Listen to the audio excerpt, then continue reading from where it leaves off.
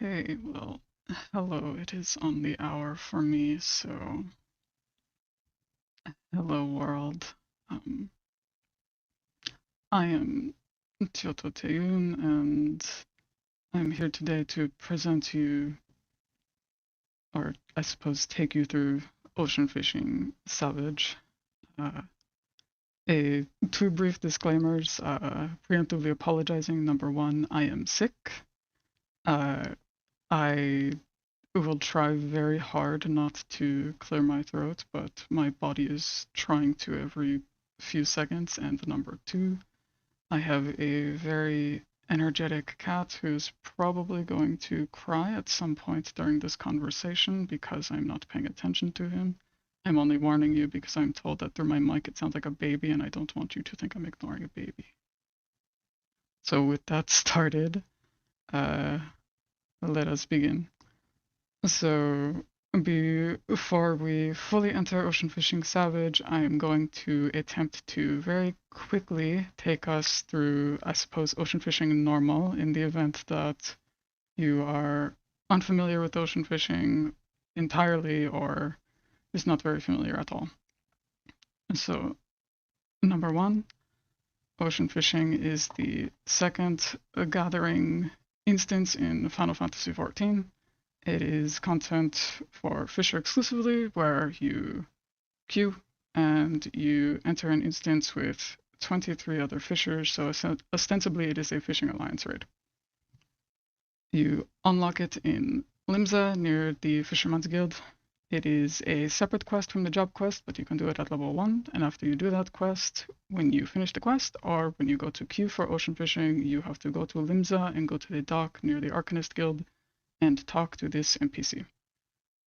And when ocean fishing is not available, she will say that she is not accepting crew members and will tell you when you are capable of queuing. When you can queue, she will have the exclamation mark over her head, and you can talk to her again and select register to board. You do that, and either after 15 minutes past the hour or when 23 other people are packed with you, the queue will pop and you will enter the instance, and you will then be on this boat. And while you are on this boat, you are largely self-directed. You can see in the corner there is basically quests, and there is a window that tracks your recent activity, but what you do on the boat is up to you. And there are several things people use ocean fishing for, and most of them we are not interested in today. So very quickly, ocean fishing is an extremely good way to level very quickly. It is a pretty good way to get white scripts. It is a very bad way to get purple scripts. It has group achievements, so essentially you are on the fishing grade boat, and with your 8-man party you can do these 6 achievements. There's a 7th achievement similar to these where you have to catch a specific quantity of fish, but you are an individual for that.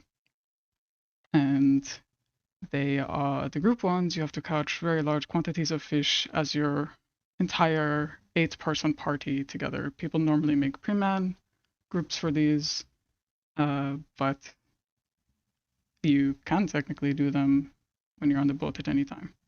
And the final thing that people come on the boat for that we're not too interested in today are the fabled fish. They are extremely rare. If you've fished elsewhere, they are the ocean fishing equivalent of legendary fish, very uncommon, and this is them. But what we are interested in today is what happens when we are done on the boat, which is this screen, which is after the end of the boat, what you catch is tallied up, and you will get a base score based on what you caught, because while you're on the boat, every fish has a intrinsic point value tied to it.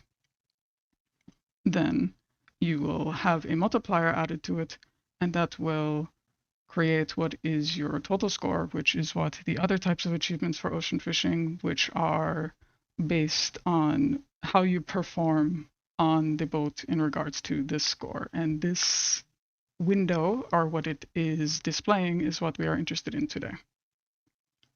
But before we go too much further, I want to explain exactly what we are, or I suppose our primary source of information for today, which is data that I have collected over the last 3 years. And because it is quite possible that you do not know who I am, just a brief explanation on what we're basing everything off of today.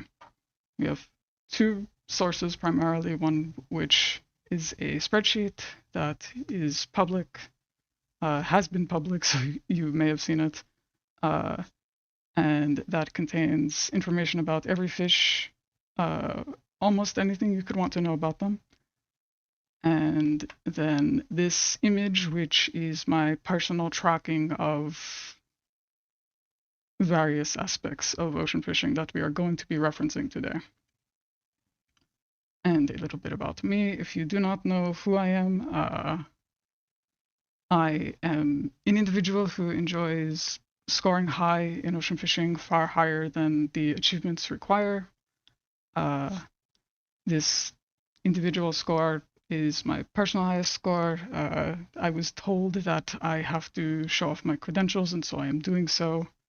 And these are my personal highest scores on every route that we have gone on so far, so I promise that I probably know what I'm doing.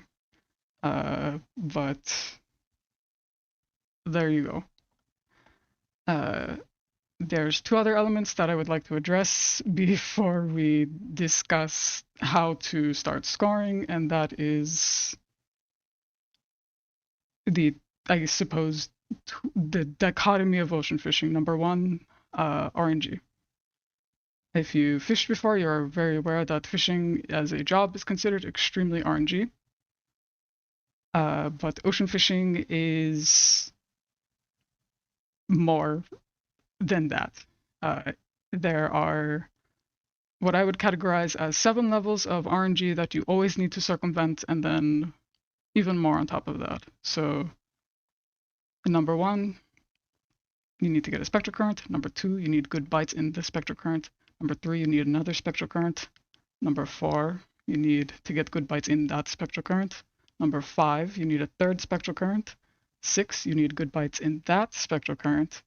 And then you need to finish your voyage missions on top of that. And once you do that, you will have achieved the basic ocean fishing goal. But on top of that, you have other levels of RNG to navigate through. You have to have the fish not escape, which that is completely out of your control. There's nothing you can do without that. You have to have the fish be large sized, which you have a measure of control over. And then if you are on a boat with other people, you would like them to be fishing, but they can do whatever they want. Number 1 through 7 are largely in your control to a degree. You can make an active impact on 1 through 7. And you can kind of affect 9, and you have no control over 8 or 10 for the most part.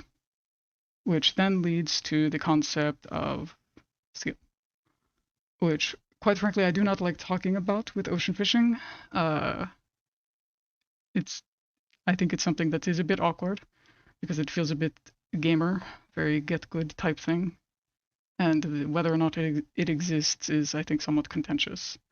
Because if you can be skilled at ocean fishing, you can therefore learn to be good at ocean fishing. Which I'm sorry to say is not why we're here today. I don't know how to teach you how to be good at ocean fishing. However, I think what people think of when they're talking about being good at ocean fishing is being consistent at it, which is possible despite the aforementioned RNG. And to do that, you have to know about ocean fishing, which is difficult or easy depending on how you view it. And now we have cleared through normal, and we can start the ocean fishing savage for real. So the first thing before we understand what we do on the boat is understanding what's going to happen on the boat. So this window is visible in-game. It is a menu in-game. If you talk to the NPC through which you queue, she will have the option to select the sailing schedule, and this is what it looks like. I personally have used this window for information once, and every other time I have viewed it, it has been to take a screenshot of it for demonstration purpose. This window does tell you everything that you need to know, but it does not tell you it in a very informative fashion. So what it is displaying right now is that the next route at the time I took the screenshot was going to be these 3 stops. The final stop was going to be the destination Northern Strait of Mertor, and the time frame which it was going to stop at the 3 stops on this route are displayed above. But this does not display things very effectively. The only thing it displays that is very important is that ocean fishing is an instance, but it is not always available. It is available every 2 real-world hours, either odd or even hour. If it's available at odd hours for you today, it will be available at odd hours for you forever. Unless you live in somewhere with daylight savings, I suppose, then it changes with that. But what this does not display effectively is that you have 7 stops in total. And those are Galadian Bay, Southern Strait of Meltar, Northern Strait of Meltar, Rotano Sea, the Sieldelies, the Blood Rhine Sea, and Rutlet Sound. And those are what are being denoted on the map as 1, 2, 3. Then, if you fished before, you're probably aware that fish can have certain time requirements. Time does not exist in ocean fishing at all. When you're on the boat, you can see Eorzea time ticking. When you go on the boat, Eorzea time will persist. So if you leave Limsa and it is noon Eorzea time, it will be sometime in the future when you come back. But for the purposes of ocean fishing, it does not exist. And what they have instead is time frame, which are denoted on this window with the icons that display day, sunset, and night. And all of these 7 stops have 2 fishing holes that have 10 fish in each. And they do have weather, although only one of the fishing holes cares about weather. And at each stop, you have 6 minutes and 30 seconds to actively be fishing.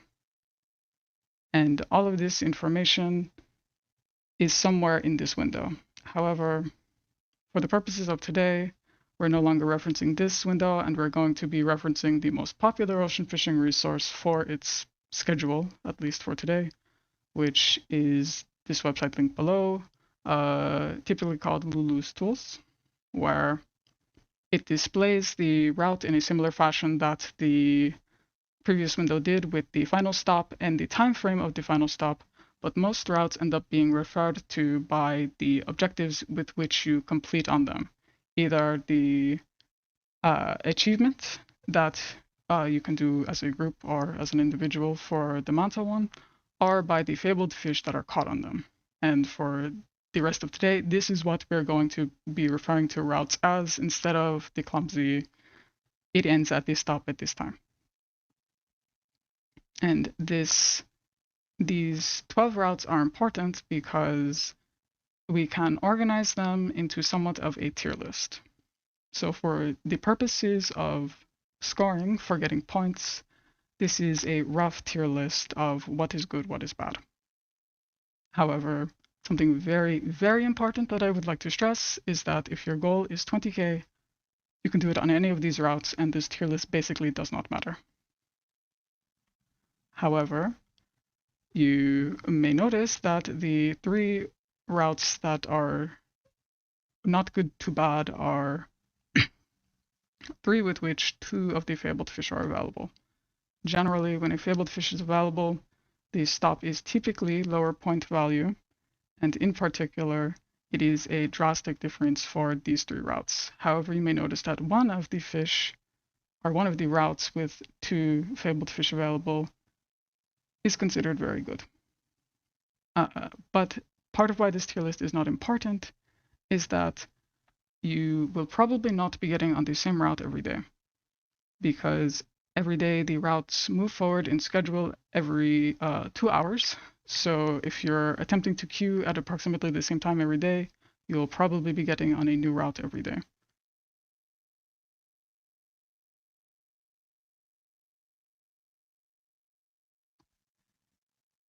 My headset turned off. And the routes can be quite different from one another, so the focusing on the first 4 routes on the tier list are not worth your time. However, if you are aiming particularly high, then the tier list does begin to matter a bit. However, this tier list is a bit different. When you are aiming particularly high, the tier list then changes, and which routes from the best and very good quality shifts quite a bit. Then the second thing that we have to care about before we start learning anything is bait, which in ocean fishing is remarkably simple. If you're level 90 or 80 actually, and you're ocean fishing, you're going to want to have these baits with you. There's 3 in particular which are most important, which are the 3 specific ocean fishing baits. That's ragworm, thrill, prompt worm. You buy it at the merchant that is near the dock on Limsa, or on the boat itself. It's rather cheap, and you can start using it at level 1. However, there are 6 non-ocean fishing baits which are usable, and they're each available, or they're each usable at one specific stop. But they can be quite relevant if your goal is to score, so I recommend having them on you, either have them all on you or whichever one you need for the route that you're coming on.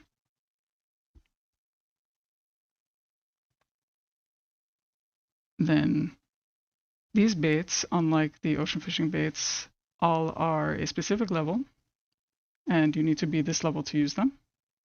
And they are all specifically required to catch one of the fabled fish. And you may remember there were 7 in total. One of them does not require a bait. And these are the 6 that do, and the bait that they require. And finally, there is one other bait that is usable in ocean fishing that you should not use, and that is versatile lure. Overall, for fishing, versatile lure is pretty good. It's usable everywhere.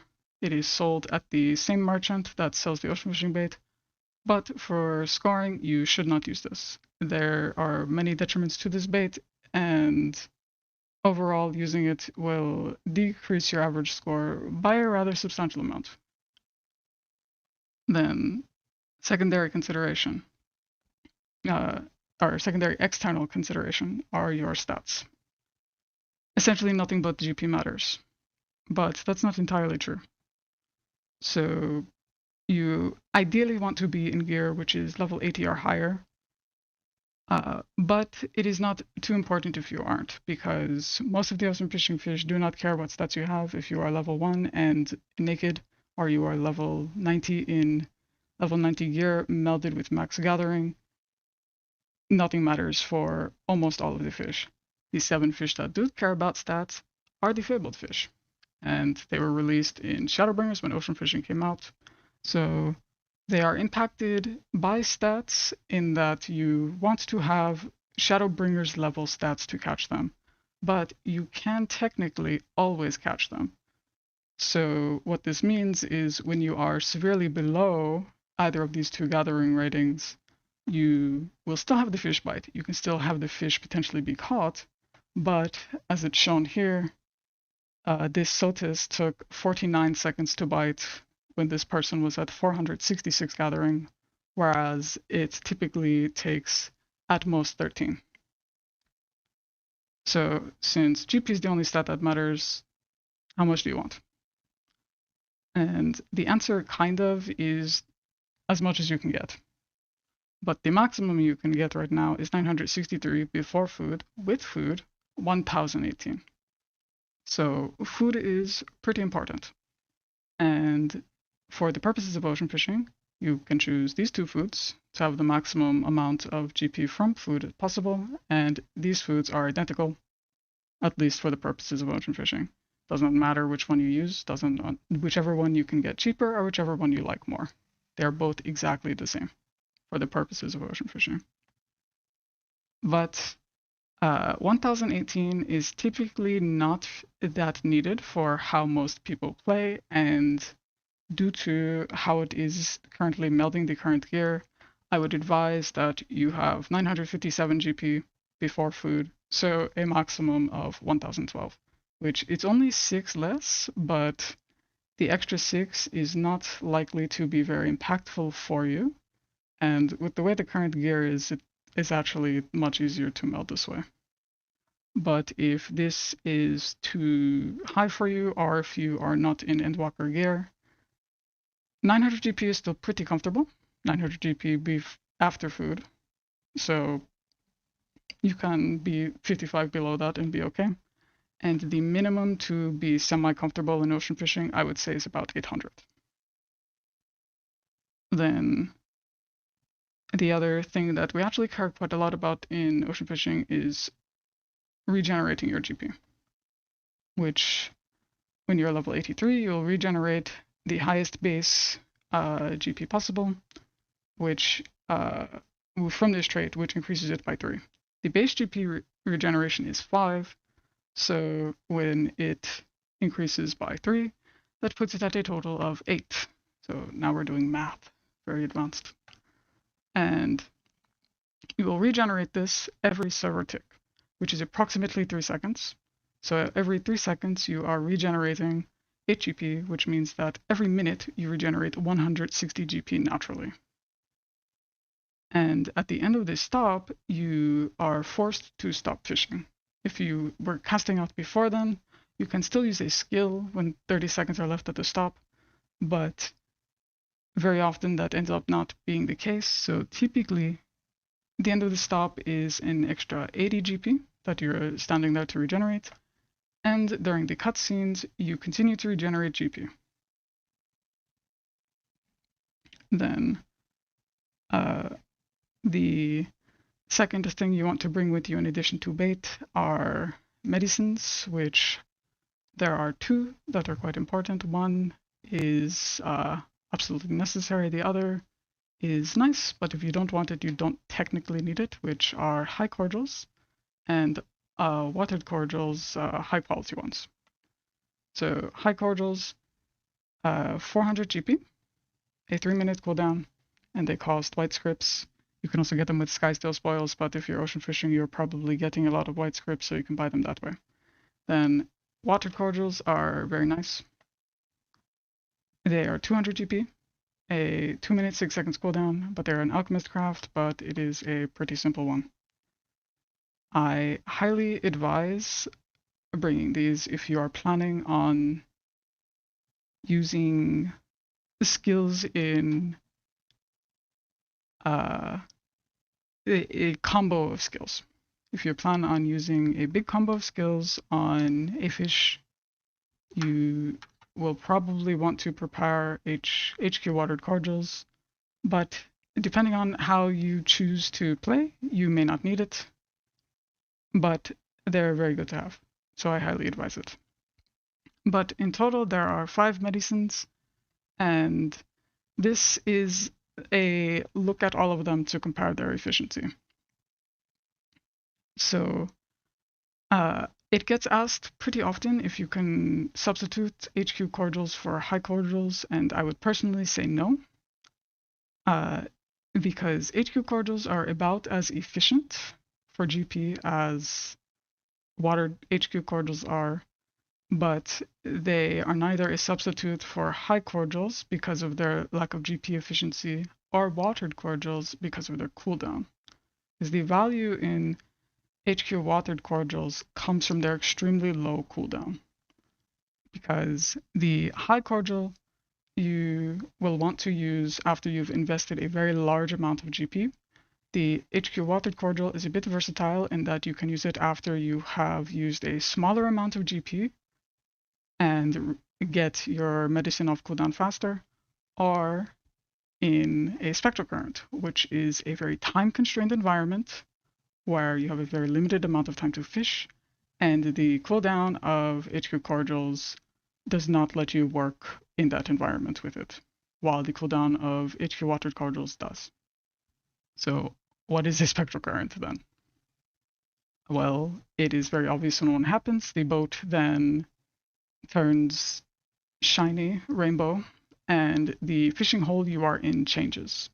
So in this case, I was fishing at the northern strait of Meltor, a spectral current procced, and now I'm fishing in the northern strait of Meltor spectral current. And they can happen at each stop. And the way they happen is by catching one specific fish at the stop. So every stop has one, and they're all called Spectral something.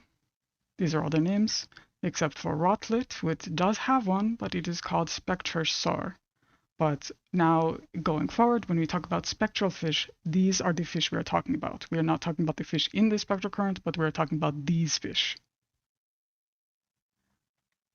Now, this is the first piece of interesting ocean fishing math that we're going to be talking about today, which is the chance to make a spectral current occur when you catch a spectral fish. So when you are on a 24-person boat, which is most of the boats that you're going to be on in most circumstances, you have a approximately 5% chance to trigger a spectral current when you catch a spectral fish. This is based on me catching 1,500 and documenting whether I procced one or not, and in those 1,500, I procced one 72 times.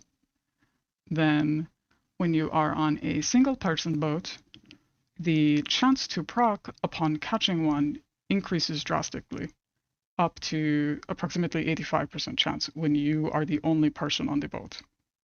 And this scales with the size of the boat, so the less people that are on the boat, the higher it is for each individual on the boat to trigger a spectral current on catch. But the size of the boat does not at all impact anything else.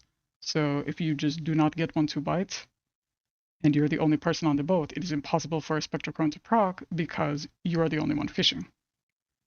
And in addition to that, these fish have a very interestingly high chance to escape. And I compared it on both sizes of boats, and it apparently does not seem to scale very much. So it's approximately a 30% chance for the fish to escape. So when you're on a 24-person boat, when a spectral fish bites, you have a 30% chance for it to just escape, so you don't even catch it. And when you catch it, you have a 5% chance to trigger a spectral current. And a spectral current is, like I said, a new fishing hole that just appears in front of you, and it shows up for a set period of time. It can be available for 1 to 3 minutes, but it has a default duration of 2 minutes. This will be most spectral currents in which you encounter. So if you remember the little blue window on the side, it has a timer for how long you're going to be at the stop. If it starts at 4 minutes 25 on that timer, the spectral current will end at 2 minutes 25. And that is it. So you have 2 minutes to fish in this new area. However, they can be increased to a maximum of 3 minutes, but not in a way that is necessarily deliberate on your part. So because you have no control over when a spectral current will stop, this is a pity mechanism of sort. So from the timer on the stop, you are forced to stop fishing 30 seconds when there's 30 seconds left at the stop. And then if the spectral current was still going when this happened, it will get cut off. So because you stop fishing at 2 minutes, or because you stop fishing at 30 seconds left, if the spectral current occurs at 2:30 in the stop, it will get cut off, and the time which got cut off is going to apply to the one that happens next. Then the second way to extend it is if a stop did not have a spectral current at all. You will not have, so it did not occur whatsoever, so that's 2 minutes spectral current lost. You will gain up to a maximum of 1 minute at the next stop. It will not be 4 minutes long because you did not have one at all. The maximum you can gain is 1 extra minute. But a unique mechanic of not having one at all is that there is an increased chance when you catch spectral fish at this next stop for the current to occur.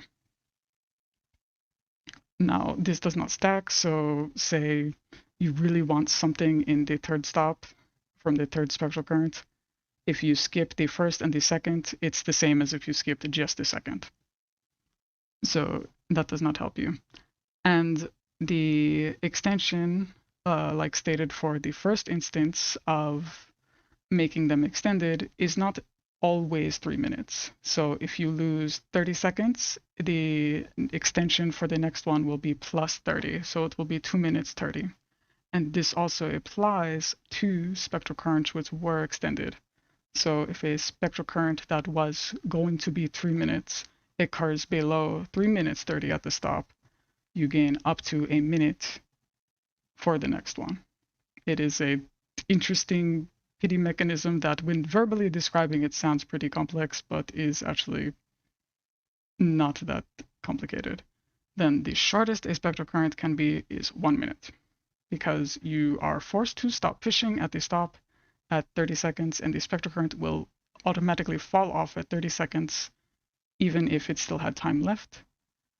But the latest a current can start is a minute 30.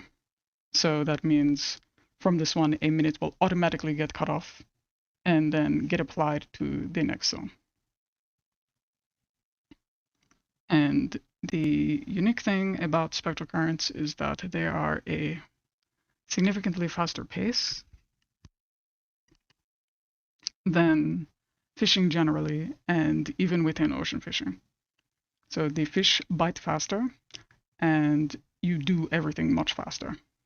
So this is an examination of one stop spectral current. Specifically, it's the Rotano spectral current compared with the Rotano regular stop when using the bait that the fish like to bite on the most, therefore the ones with the shortest bite times for them. And the blue are the fish from the spectral current and how long they take to bite, and the black on the bottom are the fish from the normal zone and how long they take to bite. So it is a drastically faster pace. And in addition to the fish biting faster, you behave faster. So each animation to catch a fish is actually different durations normally. There's 3 animations and they're typically associated with 1 bite strength. So the 1 exclamation mark bite animation is normally 7 seconds, 2 is 9 seconds, and 3 is 11 seconds. And the length of the 3 exclamation mark animation is actually why if you are catching a spectral fish bite and it has about 1 minute 42 at this stop because you need to count like an extra second, even if you start catching a spectral fish at like 1 minute 41 at this stop, it will not land in your inventory in time to even proc the current, even though it bit before 1 minute 30. But in the spectral current, your time to reel and everything, no matter what the bite strength it is 5 seconds. And here is a attempt at a comparison of it.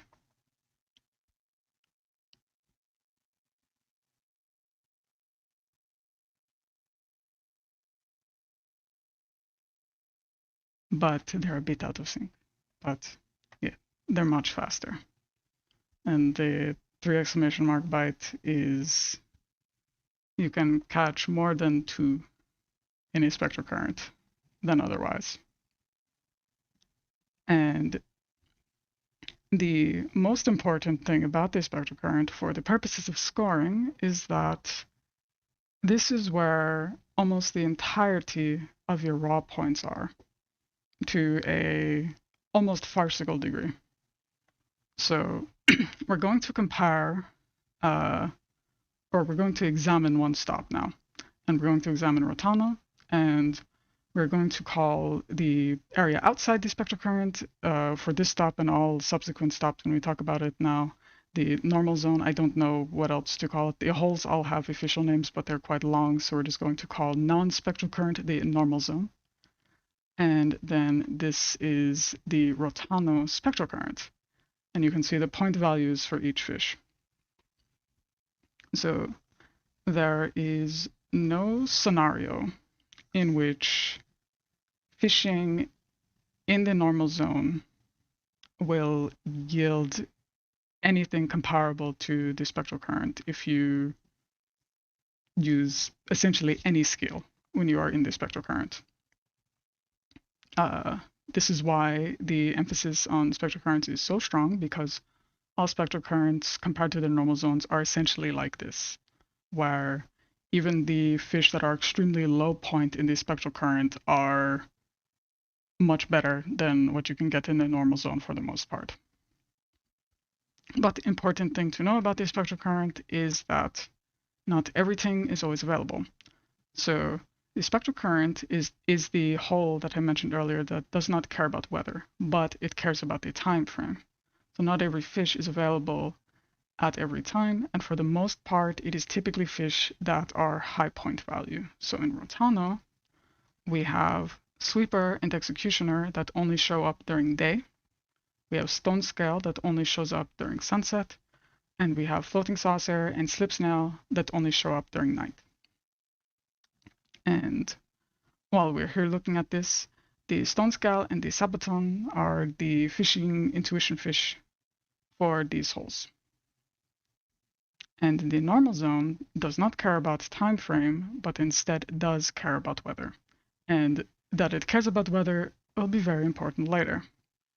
And despite the fact that the majority of our points come from the spectral current, it is not, your goal is to spend as much time in the spectral current as possible, but your ability to do that is quite limited because only one spectral current can occur per stop.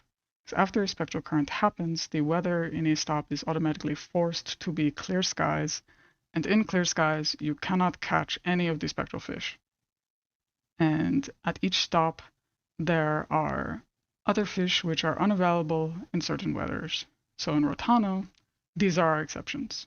So when it is clouds or fog, you cannot catch ogre eel. When it is dust storms or heat waves, you cannot catch deep placey. And when it is heat waves, you cannot catch Rotano wahoo. And this will be very important later. Remember this. So now sorting by the raw point value of the fish and the availability,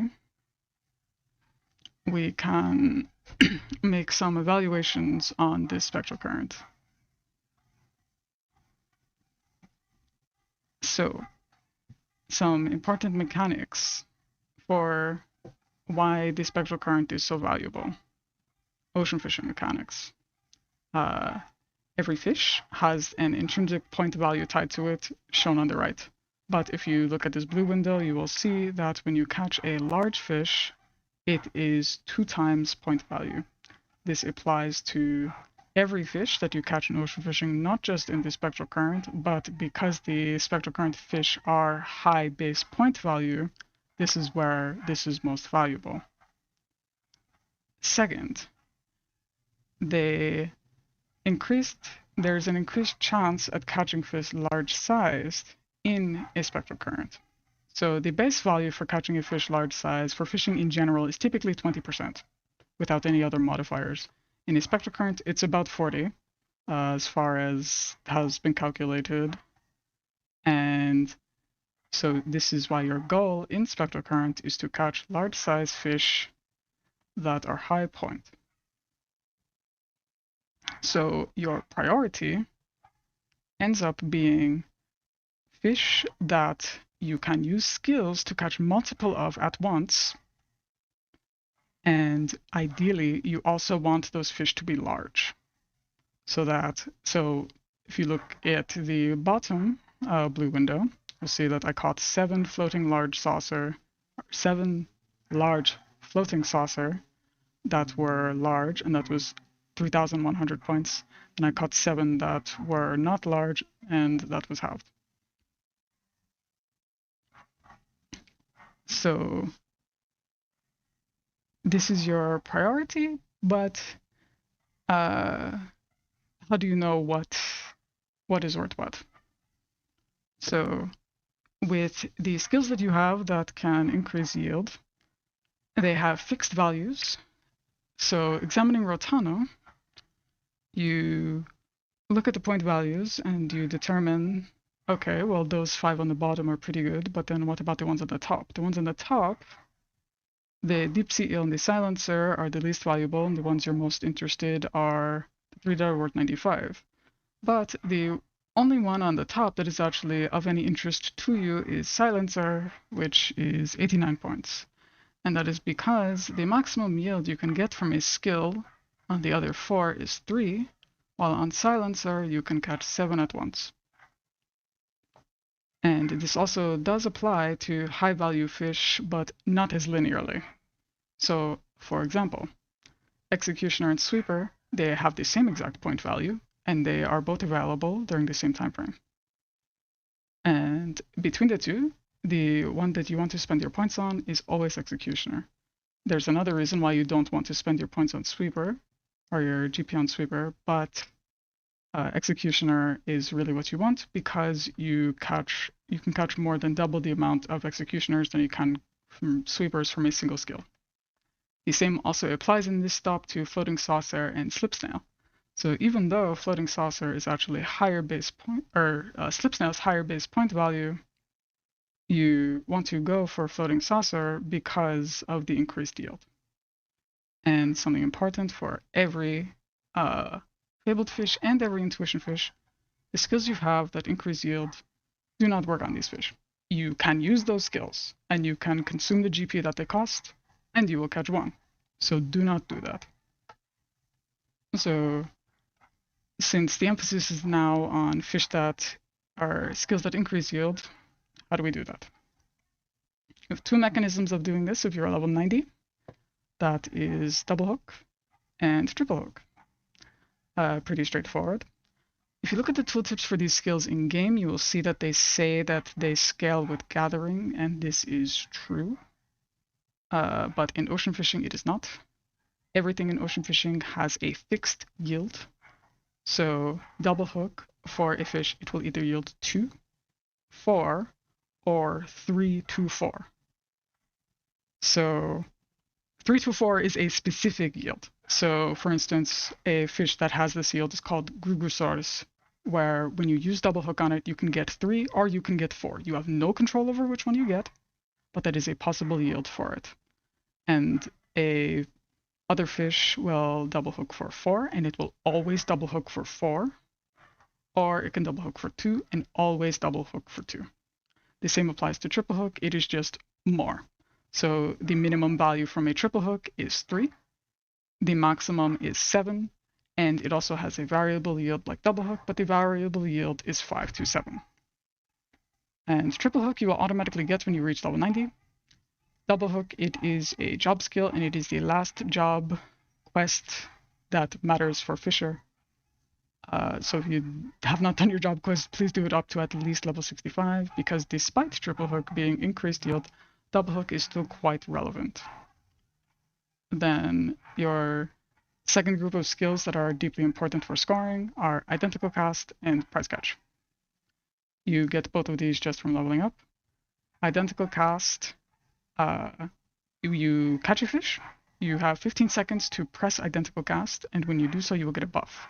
The next time you use cast, the fish that is going to bite is guaranteed to be what you had just previously caught. And you cannot use it when you catch a mooch, which if you don't know what it is, hold on. Or something very important that I've seen happen many times with spectral currents is identical cast persists when it falls off. So when a spectral current occurs or when one ends, buffs that you had, some of them will be forced off of you. So Fisher's intuition will fall off immediately when a spectral current ends. Identical cast will fall off immediately when a spectral current ends. However, if you had already used the cast when it was forced off of you, whatever you used identical cast on is still going to bite. So say a spectral current is about to end, you identical cast your executioners, and you're about to triple hook 7 of them. Then the spectral current ends and it falls off. The executioners are still going to bite. So do not stop fishing and recast because you lost the buff. You didn't lose it. It's just visibly gone. Then the second is prize catch, which appears to be very straightforward, but is actually quite a versatile skill. But similar to identical cast, it's just a buff you give yourself. You use it.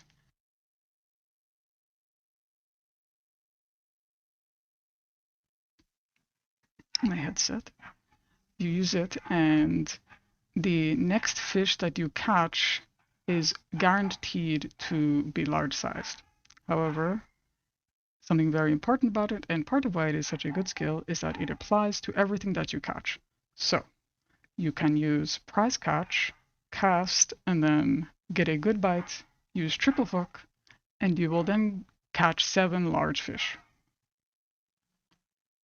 And our final group of very important skills, and well, one trait, are Angler's Art, which is a passive that Fisher has now that gives you a stacking buff for each large fish that you catch. And it stacks up to 10 times. And like prize catch, you will benefit from skills that increase yield. So if you catch 7 large fish, you will get 7 Angler's Art stacks. And these stacks persist both when you stop fishing and when you move between the stops in ocean fishing. When you leave the boat, you lose them, or when you like teleport in general in the game. But between the cutscenes in the boat, you keep all of your stacks. And you want to use these stacks primarily when ocean fishing on Taliak's favor, which consumes 3 stacks for 150 GP. Something very important about this is it has no cooldown. So in a scenario where you have 9 stacks, you can use this skill 3 times in a row, and you can instantly gain 450 GP. So these are far from the only skills Fisher has, and these are not the only skills relevant in ocean fishing, but for pretty much anything you want to do that involves points, these 6 are primarily what is involved. And you can chain the skills on the left and the middle in various different ways. These are far from the only ways in which you can use these skills. These are both the most common and the most recommended. This is very safe. These are all very safe way to gain points, very reliable, very consistent, and most important, pretty easy to execute. But something that I think is important to clarify, because this gets brought up occasionally with triple hook, is that it is essentially, it is fair to make the statement that triple hook is better than double hook. But there's sometimes confusion because of how you can interpret this skill. So, as we stated, the maximum yield from double hook is 4. The maximum yield from triple hook is 7. The minimum is 2 and 3, respectively. So, if you are interpreting the skills such that when you double hook and you get 2, you're spending 200 GP per fish, triple hook may look less appealing.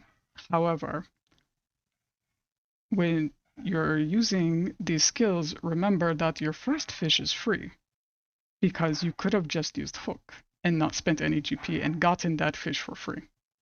So what you're actually using, or what you're actually spending your GP on when you use these skills, is the skill -1, basically. So, or in terms of what are you getting after the first fish you catch. So the value of these skills is more like so. How much GP are you spending per fish in general? So triple hook, for what you're getting, is always GP efficient. Double hook is relatively GP efficient. And in these combos here, you do the first combo of double hook, identical cast, prize cast, triple hook is the most common combo to use. Very safe, very effective. But when you're comparing the two skills, triple hook technically is higher value than double hook. And you may notice that these combinations, all of them, are extremely high GP cost. And this is true. And that is where the Taliax favor that we just learned about comes in. And also where price catch comes in. Because you can consider price catch a GP return mechanism via the Angler's art stacks that you are getting from it when you use it. So in this scenario, you might want to view it like such, where you do the top or the bottom combination, and because you are price catch before you triple hook, if the fish yields 7, you're gaining 350 GP via those 7 stacks. Or if the fish yields 3 maximum, you would gain 150 GP. And that is what you gain via that triple hook, either of those. However, remember that the spectral current has a base 40% chance for a fish to be large size. So when executing the full combination on a fish that yields 4 or a fish that yields 7, the amount is actually increased. So these are the GP returns for using the entire combination of those skills. And this is the same calculation, but if the fish yields 3. It's notably lower if the fish only triple hooks for 3 or double hooks for 2, but it is increased because on average, you have a fair chance for your fish to naturally be large size. It's 40% chance, so it's relatively fair. So how do you execute this combo anyway, though? Because you do not get the GP return until after you use the price catch, so you have to execute the entire combination first. Or after you execute the triple hook after the price catch. So how do you do this anyway? So you want to start, typically, a spectral current with full GP and some Angler's art stacks. And the GP required to do any of these combinations varies based on the spectral current, or based on the GP with which you enter a spectral current at. And your maximum GP of sorts. So for double hook, identical cast, price catch, triple hook, if you have 9 stacks, you can have 800 GP, and you can execute that combination immediately. You do not, that is the minimum that you need. For 6 stacks, you need 950 GP, and to only have 3 Angler's art stacks, you need 1012 GP, and you need to wait. You need to wait 11 server ticks, which is 33 seconds. Now, waiting sounds inherently bad because a spectral current is a very time-constrained environment, but depending on circumstance, it can be worth it to wait to execute the combo. But ideally, you would want to be in a scenario where you have enough Angler's art stacks to facilitate whatever combo you want to do, at least with this one. But if a situation happens and you enter a spectral current with 3 stacks, or you are now in a scenario where you're able to use this combo but you need to wait, if there is 34 seconds at the stop and you can afford to wait the 33 seconds, it is worth it sometimes to do so. And to be able to do it as fast as possible with 3 stacks, 1012 GP is the minimum GP you would need. Below that, it will take longer, every -8 GP you lose from there.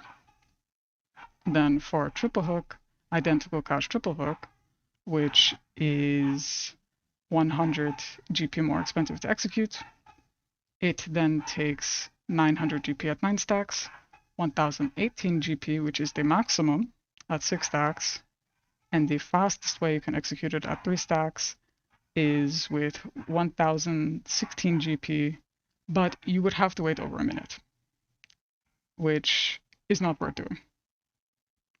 And for triple hook, identical cast, price catch, triple hook, you will always have to wait. But this is worth waiting for if you have 1012 GP or higher, technically, but at least 1012 GP. You have 9 stacks. This is usually worth waiting for.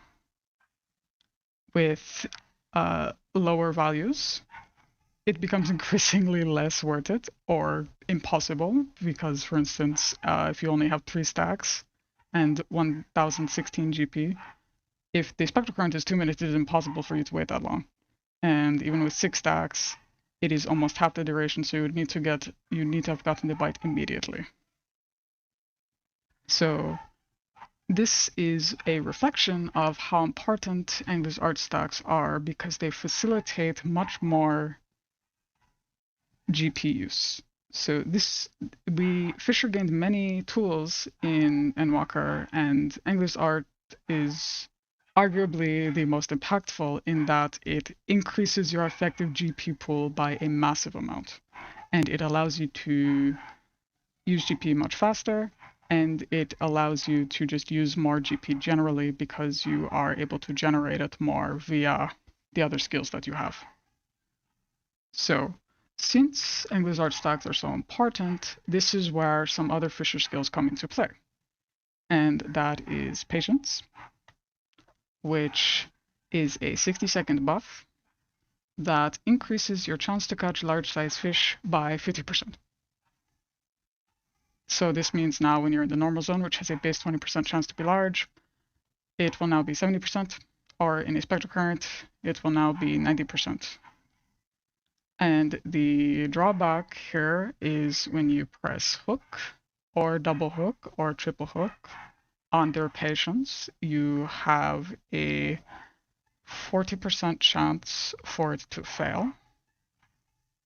And the other skill related to Patience is Patience 2, which costs 580 GP.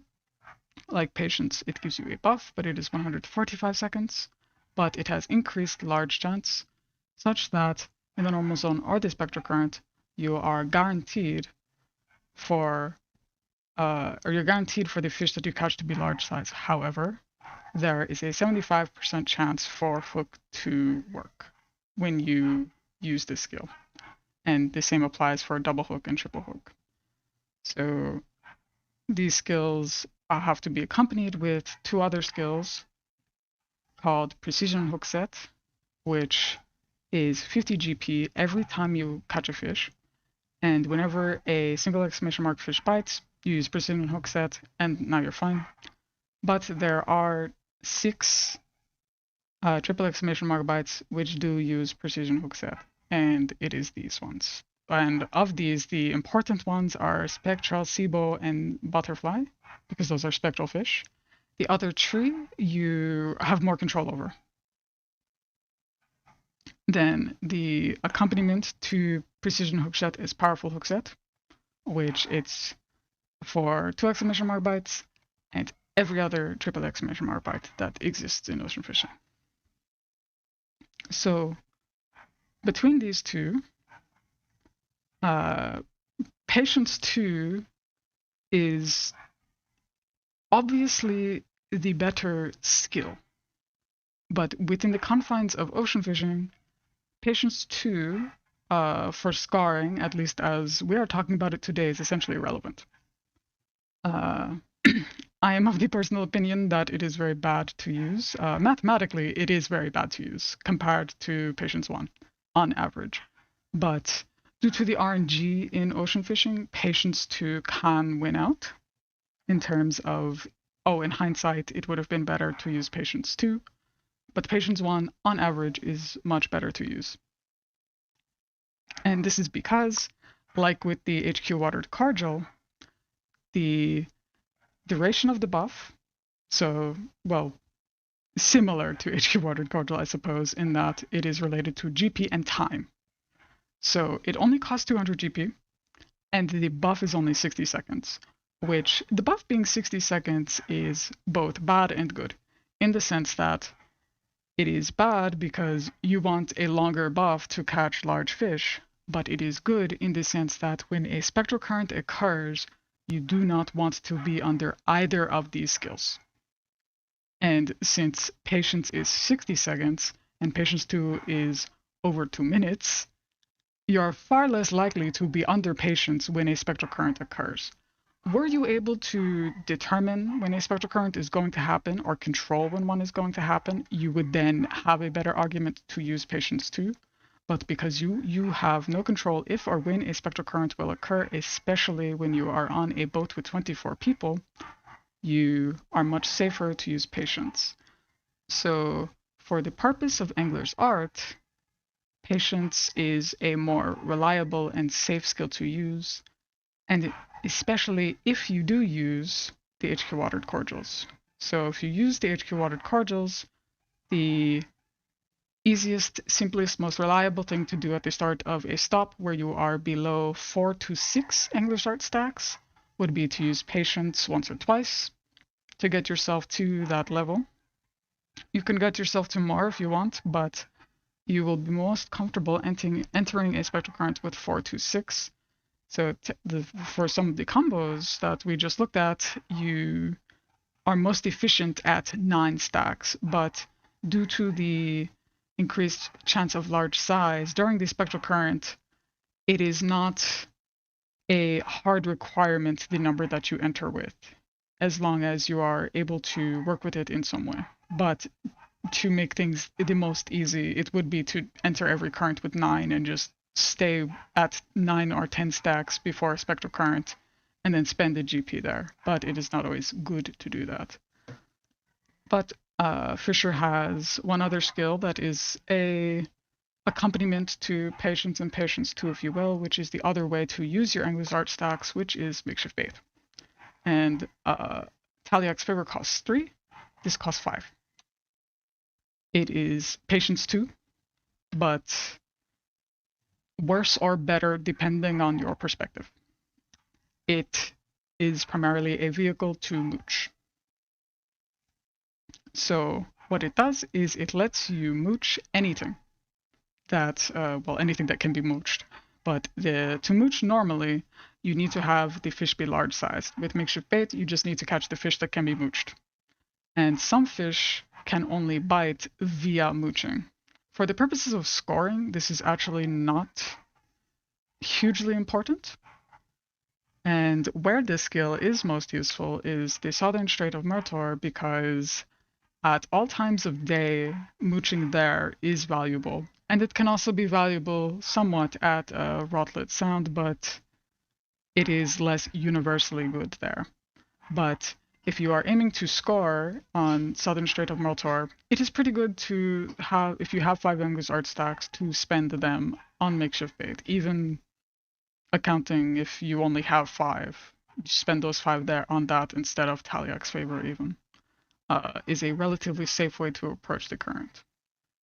And in addition to mooch, you also have mooch 2, which is part of what makes the patience skills less useful in the spectral current.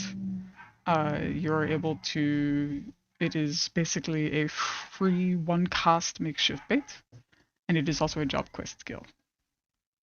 But you get it before double hook, which you should get if you don't have it already. And it has a 3-minute cooldown, so if you use it during a spectral current, you absolutely will not be able to use it again during the spectral current. Then we have 2 more skills that are good, but not always relevant. When they are good, they are very good, but you do not always want to use them. The first is Surface Slap, which you spend 200 GP, and like with Identical Cast, you are acting upon the fish that you just caught, but instead of catching that fish again, you are making it go away. So you catch a fish, you Surface Slap it, you get a buff. And that buff has no duration, and as long as you do not catch another fish, you will retain that Surface Slap buff, meaning that whatever you just Surface Slapped no longer exists in the pool. The second is Chum, which is effectively a filler skill. it decreases the time it takes for a fish to bite by 40%. So in the normal zone, this can be quite useful because the normal zone has bites approaching 40 seconds in some of the stops. And in spectral currents, do not press the skill. There's no point. It does nothing for you. It literally will do something, but it is a detriment to use in a spectral current. Then we have 3 skills that we don't want to use for what they do, but you may want to press sometimes, and that are these 3. Now, all 3 of these skills give you buffs when you use them. All 3 of the buffs are completely irrelevant in ocean fishing, but their utility is that all 3 can cancel animations. And what I mean by that is something like this. So this is me using Chum and canceling the animation with Collector's Love. And if you press any of those skills fast enough after using a skill like Chum, you will immediately cancel the animation and be able to cast faster. You can also do this when you ignore a bite, meaning that you do not hook it, but you're keeping your rod out. Once you go to pick your rod up, you can press one of these skills to cancel the animation again. Or when you move to stop fishing, you can do the same thing and you will put your rod away faster so you can cast faster. However, this only counts when you move to stop fishing. So if you see how I have the quit skill on my bar, were I to push that and then try to cancel the animation with these skills, it would not work. But if I pressed W on my keyboard to move to stop fishing, I would be able to. Now, this is both useful and potentially hurtful, because if you are not good at doing it, it will waste your time instead of save it. But because spectral currents are so fast and so short, there are scenarios where you may gain benefit from being able to do this. Now, we have 2 things which act as modifiers that are out of our control, which are the buffs that you get from Dolphin and Seagull. And if you've seen them before, they show up on the boat. And that's it. They come, they show up, and 2 things can then happen. Number 1, they leave, and that's it. Or number 2, they stay. The captain gives an announcement that they're here, and you will get buff. And if they come, they scout, and they leave, they can come back and scout again and have another chance to give you a buff. But it appears from everything that myself and others have tracked that they cannot arrive to scout during a spectral current. But if a scout came and then a spectral current started while it was scouting, you can get the buffs, which in this case is ideal because the buffs are most useful during a spectral current. And finally, there is nothing that you can do that will make the seagull or the dolphin more likely to show up or to give you buffs. I promise you, there is nothing that you can do. This is a small amount of the attempts I have tried for doing it, and if anything, the data indicates that doing nothing is actually more effective to get the buffs than trying to do something. Because when you're trying to use something to get the buffs, you're fishing. And the one thing that appears to make it less likely to be able to get them is a spectral current. So if you don't fish at all, you're more likely to technically get them to show up because you can't get a spectral current if you don't fish. So what these buffs are is for seagulls, you can get Gull Storm, which increases the chance for the fish you catch to be large-sized.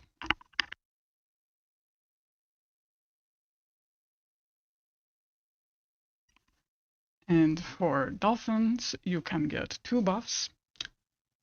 You can get Cetaceous, I looked up how to pronounce this and I forgot. Speed, which is an increase for the rate at which you regenerate your GP, and auroral flipper, which is an increased chance for a spectral current to proc.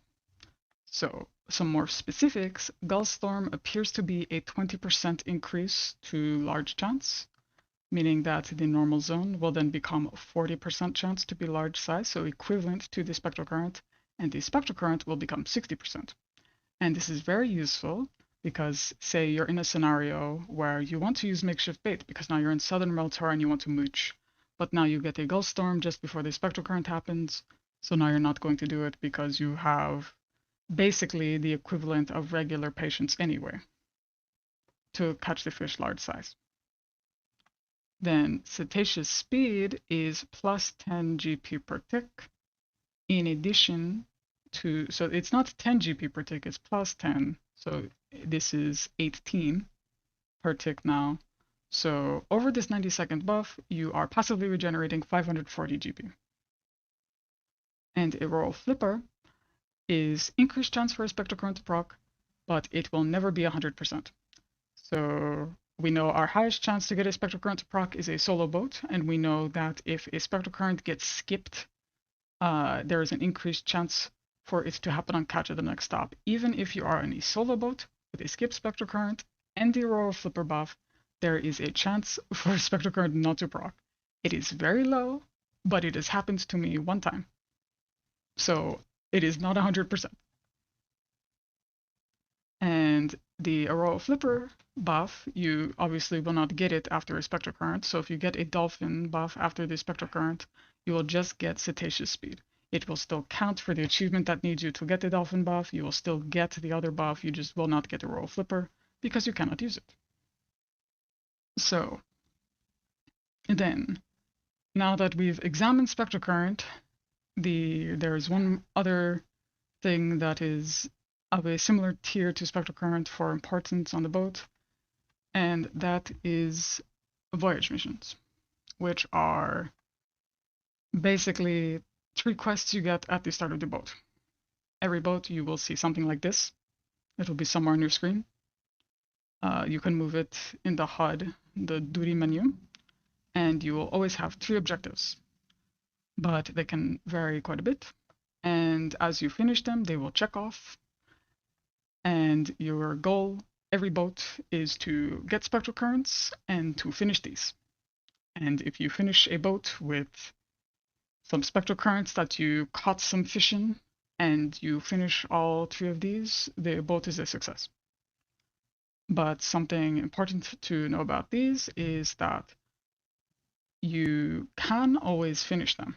I've seen some people discussing like the random nature of them and their difficulty, which good news is that they are actually largely quite predictable and very consistent what the area of consistency is. And you will never be given a voyage mission that you cannot complete on the route. However, you can be at a stop where you can't make progress. And this would only apply to the first mission, technically. So, for instance, if you are doing the shark route and you're at the second stop, and you caught 1 shark in the first stop, you have to wait until you go to the 3rd stop to be able to catch another shark. There are no sharks at the 2nd stop. But you can catch sharks on that route. And this is the same for every first mission. You may not be able to catch a fish sometimes, but you will always at some point have been able to finish the mission. It can end up such that, oh, the easy opportunity to finish this mission has already passed. It was in a stop that I went to prior, but technically you did have the chance, and that is why understanding these greatly assists you. So the first mission is always going to be the same when you are on a given route. And this is what I mean. There's 4 first missions, and each first mission occurs on 3 different routes. Specifically, these. So, when you're on the jellyfish route, your first mission will always be to catch sharks. When you are on the mantis route, your first mission will always be to catch crabs. And when you're on the octopus route, it will always be catch jellyfish or crabs, and so on. These will be the same everywhere. And this is either relatively simple or can be kind of annoying to do. It depends. The crabs and jellyfish one can be minorly annoying. And something that is important but not necessarily always obvious is when you are fishing in the little blue window where it shows your 3 most recent catch, there will be a little icon next to fish that fall into categories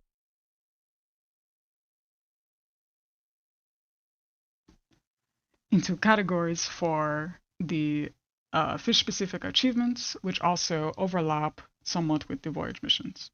So Living Lantern, in this case, is a jellyfish, and that little icon is the icon for jellyfish. However, if you're not sure if something falls into a specific category of fish, something that you might find helpful is if you click on the blue window while you are ocean fishing, it will actually open up a separate window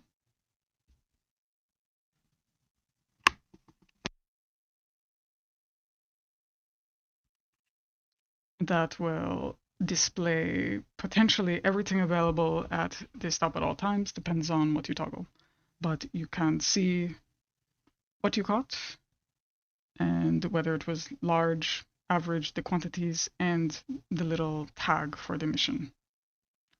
So looking at this table, these are the icons for the fish that meet these categories. And when you double hook and triple hook, that counts. Generally, crabs, jellyfish is the most difficult by far. And the rest are not too difficult. And speaking of not too difficult, the second mission is always this. It is never anything else. And it is very simple to do because every stop has available in it 2 3-star fish in the normal zone, 2 4-star fish in the normal zone, and the 2 3-star fish in the normal zone are typically the less common white fish that are slightly higher point value on average than the other fish, and the 4-star fish are the spectral fish and the Fisher's intuition fish. Then why this mission is largely relevant is that 9 fish in the spectral current are 4-star, meaning they all count for this, and the 10th one is 5-star, which also counts for this. So because of this, this is not worth your time thinking about. There is the possibility that you will not complete it, but in the scenario where you do not complete this mission, it is a very bad boat. So going out of your way to finish it is not worth your time in most cases, unless you are attempting to maximize a boat that you are aware is not going to have any spectral current. You get 1 spectral current and you will finish this. Then the third one is where a degree of RNG comes in, because this is the only one that is not completely predictable, but there is a method to it. So it is related to the first mission. So how it works is every route with the same first mission has a table of potential third missions it can have. So all of the green ones have a table of 3 third missions they can get, and that is it. It is one of those 3. And specifically, each table of missions that you can get is 1 mission corresponding to each bite strength. And it's broken down like so. So every time you are on a route that the first mission is to catch sharks, your third mission will be one of these 3. Same thing for all the other first missions. Your first mission is crabs, your third mission will be one of these. You cannot know any more than that. So, for instance, say multiple people are queuing for ocean fishing and there's multiple boats and someone you know is on a boat before you. They cannot tell you what the third mission is because it varies by instance. However, you have the same third mission as everyone on your boat. So when we look at this, you can easily see the relation. And it is pretty straightforward. So now when you know that when you are going on the jellyfish route, your first mission is going to be to catch sharks. If your third mission is to catch 13 ferocious bites, that's kind of annoying. It's not too terrible because you need to catch ferocious bites to catch sharks, usually in this case anyway, but that is more troublesome than something else like that. And generally, the most bothersome one tends to be the one for weak bites from sheer quantity. 39 weak bites, 31, 34, 34. It is a much just larger ordeal overall. For the routes where the high value fish that you want to spend all your GP on is a weak bite, then it's still not guaranteed, but it's less bad. But these are extremely important, and why they're important is related to the bonus. So when we looked at the results screen earlier, we saw that we have the base score and then the multiplier. And the multiplier contributes to our final score at the end, the total score. And at the end of every route, this bonus displayed here is what you would ideally like to achieve as your baseline. So 100%, specifically this configuration of bonuses. And it is pretty realistic. On a 3 spectral current boat, this is very simple and achievable to do if you know how to focus your voyage missions. The voyage missions are pretty straightforward if you know what you're looking for, but if you are thinking that they're random and you don't know how to approach them, they can be a bit tricky, which is why knowing all of that information, though a lot, is valuable because it helps make a lot of sense of the route as a whole. So the first bonus that we have displayed here is for doing voyage missions, and this is why you want to do all 3. So you finish 1, you get 5%, 2, you get 10%, 3, 20. These don't stack, so you just get the one for the maximum amount that you did. And typically your problem missions are going to be the crab jellyfish one. There is ostensibly one stop when you have this first mission where you need to get your 7 jellyfish or crab. In this case, they are jellyfish. And if you do not do it there, your chance of finishing this mission goes down drastically. So you want to focus that when you have it. Then the ferocious bites that I mentioned on jellyfish, the ferocious bites on sotis and stone scale, just because of the lack of what's available there. And then the remaining troublesome ones are primarily weak bite missions on routes where your ideal target is not a weak bite. And then after that, our second bonus for the baseline is based on your base points total. So simply 5,000 points or higher before the multiplier. And like with the voyage missions one, these two do not stack. So if you score 2,500, you get the 10%, 5,000, get 20%. Like I said, based on your score at the end. For the most part, this is not too difficult to do in Endwalker when you are level 90. However, you want a Spectral Current to do it, naturally.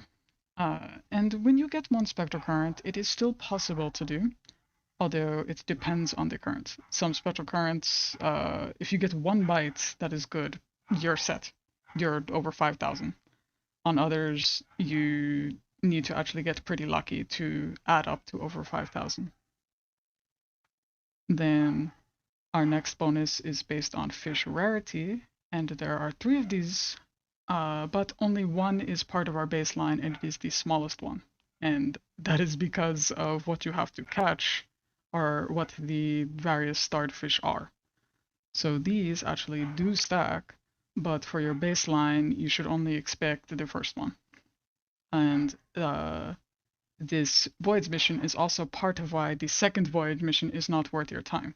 Because in addition to not getting the 10% from completing the 3rd voyage mission, if you don't finish it, you also will not finish this. So say that you don't get a spectral current.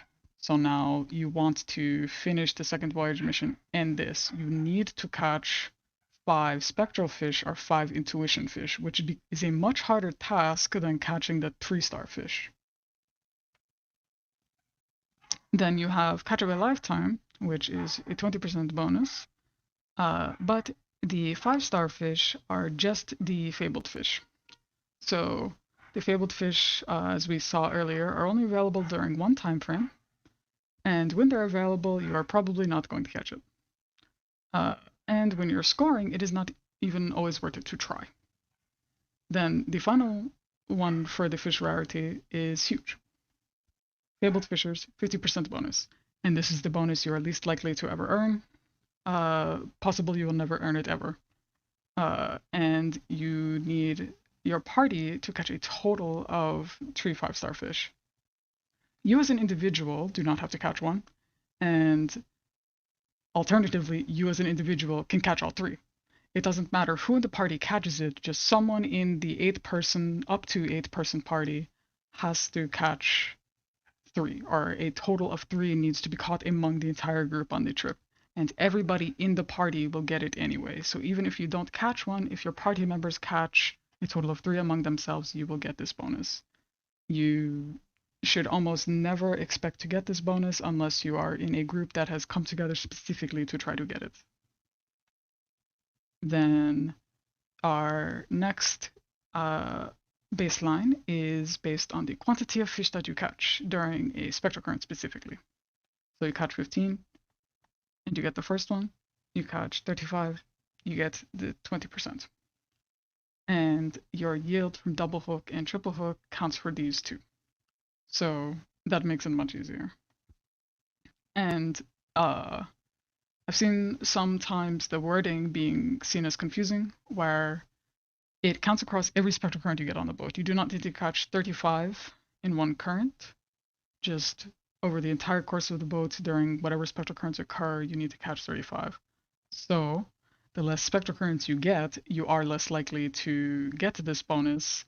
Or if you have multiple currents where the fish you end up using your GP on, triple hook for 3, double hook for 2, your yield is inherently decreased. Even if your score may be good, but your yield may be decreasing. But in the scenario where you are double hooking, triple hooking these fish that double hook for 3 or triple hook for 3, if you're getting so lucky, that is not much of a concern until you are aiming to score particularly high. Then our next one is based on location. And though all of these are highlighted, you only go to 3 stops, so you can only earn this 3 times. And you need to catch 10 fish while you are at the stop in the normal zone or the spectral current as your party. However, it has a degree of scaling to it where the less people in the party up to a point, the amount of fish required decreases. And this is very important for this, because although the bonus itself is only 10%, you can get this 3 times for a total of 30%, and for your baseline, you want all 3. So this is very important because depending on the circumstance, you will need a spectral current to get this achievement. The normal zone has a pool of 10 fish, but under many circumstances may all 10 not be available. And that is because of weather. So, like we said, normal zone, 10 fish.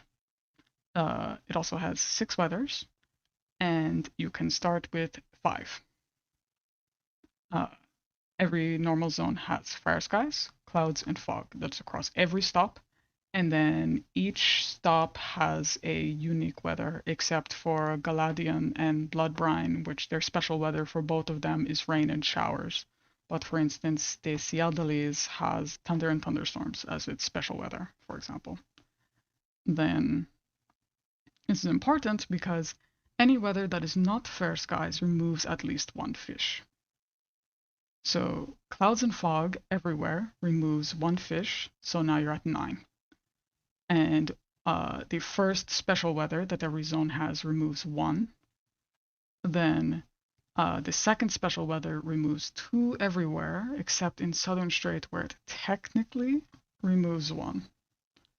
And clear skies removes the spectral fish, which this is fine because if a spectral current occurred, we're probably getting the bream team. But Southern Strait is unique in that despite only 1 fish ever being removed in weather, the special weather it has, which is wind and gales, removes 1 fish, but you effectively have 3 removed because the fish that it removes is a fish that you mooch. And it's the fish you mooch to get the intuition buff. So therefore, you cannot catch the fish is called toss dagger. You cannot catch toss dagger. Therefore, you cannot catch the Galadius it mooches into. Therefore, you cannot catch the intuition fish in Southern Maltor. So under any circumstance where you have this weather, you need a spectral current to be able to get the bream team at this stop. And for elsewhere, if you're in a party of 8 people, you need a spectral current if it's not fair skies, because the requirement for the bream team is 10. If you have 7 people, you need, if you have the second unique weather that removes 2 fish, or if you're in southern and you have either of the unique weathers of winds or gales, then in 6, with 6 people, when it removes 8, or when the requirement is 8, you need a spectral current if you're in southern and it is in winds and gales. Then our next bonus that is not part of our baseline, but is our next most reliable bonus to get, is the bonus for proccing a spectral current. It is plus 10%. And although there are 3 spectral currents at a stop, you can earn it 1 time. Like we said earlier, it can catch, or it can happen until you get a spectral fish in your inventory at 130 remaining. Below 130, you cannot proc a spectral current, even if you catch a fish. On 24-person boats, this is extremely unreliable. From the 5% chance to catch it when you catch, or to proc it when you catch one. On smaller sized boats, or when you're by yourself, when you have the maximum chance of 85%, this becomes a very reliable bonus, and you can actually expect your baseline on small boats to be 110%. And it is immensely obvious when a spectral current occurs, obviously, but it is also made immensely obvious when you cause one, because you will see this giant pillar of light in front of you, and the captain announces it in a shout across the boat. So you will always know when it is you if you're looking at your screen.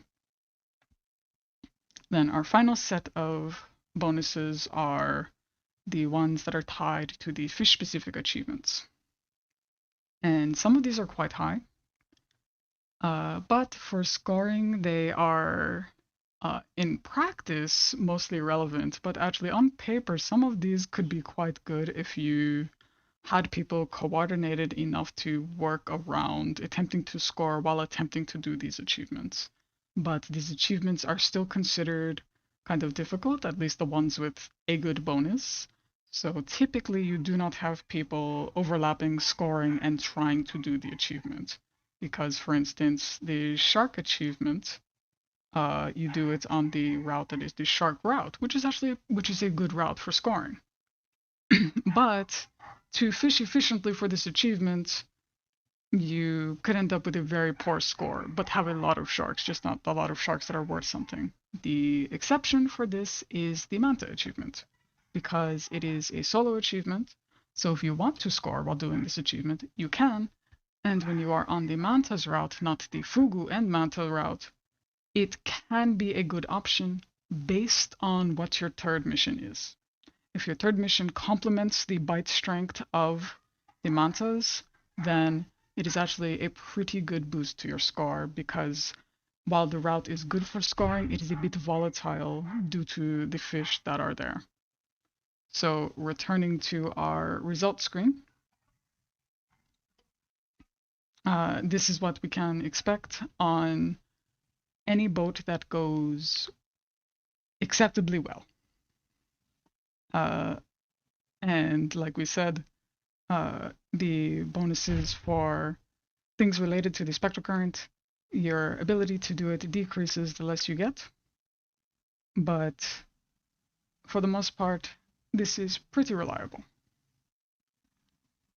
And you can make it more reliable via the size of your party. So, like we looked at already, when you are on a boat by yourself, you have a 85% chance, approximately, to proc a spectral current. And the benefit of being on a boat by yourself is if a spectral current occurs, that means you procced it. And the secondary benefit to this is that when you're on a boat by yourself, you can get more spectral currents than you do on average on a 24-person boat with random people. But you need to be fishing in a very deliberate way. Then oh my god, the bream team becomes more possible in this scenario as well because there's less people here, so you have the minimum threshold to proc it, so it is more forgiving. And a very unique benefit of this that it comes with high-end scoring is your ability to, what I refer to as curating spectral currents. I don't know how other people refer to it, if they do, but essentially, if a stop has a spectral current that is not particularly high value, it may be in your interest to not avoid it entirely, but to attempt to get it to occur later in order to benefit a spectral current at a different stop. On a public boat, doing this is folly, obviously, because you cannot control what other people do, and you are just less likely to proc a current on catch. But if this is something you are interested in doing, a solo boat allows you the maximum control in this scenario over this because you are the only one fishing.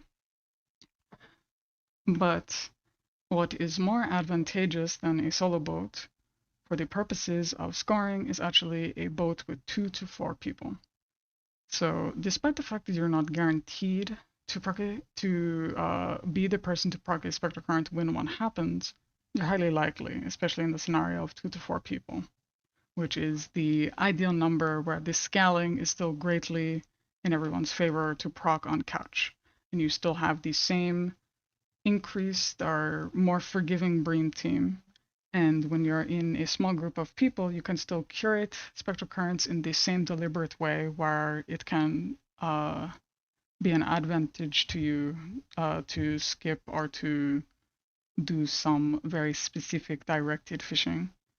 And very importantly and very uniquely with a small boat is it is the easiest way, to get fabled fishers. It is still not likely if you make a dedicated attempt, but if you are aiming to score very high and you have people to come fishing with you on a route where a fabled fish is available, this is the easiest way to attempt to get the plus 50% bonus.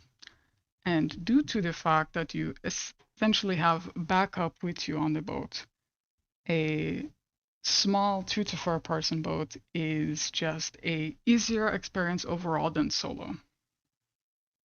Simply because when you are solo, you are at a few disadvantages.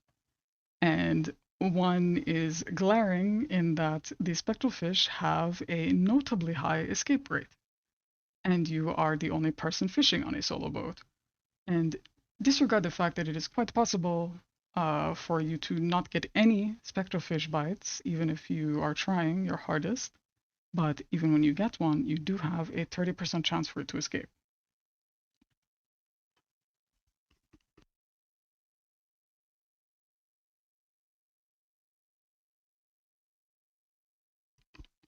Then, in addition to that, although the bream team is easier to achieve, everything that is happening on the boat is a result of your action. So, for example, the spectral current is not going to happen if you are not fishing.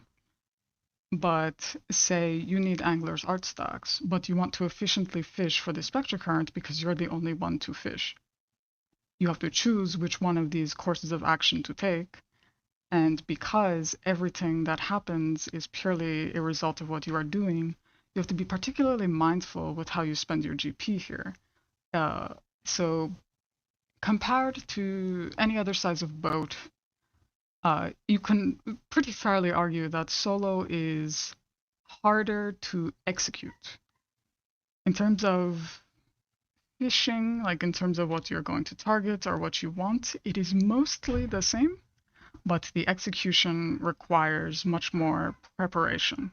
You are very rewarded for like doing adequate research and understanding the routes, the stops, the fish as a whole.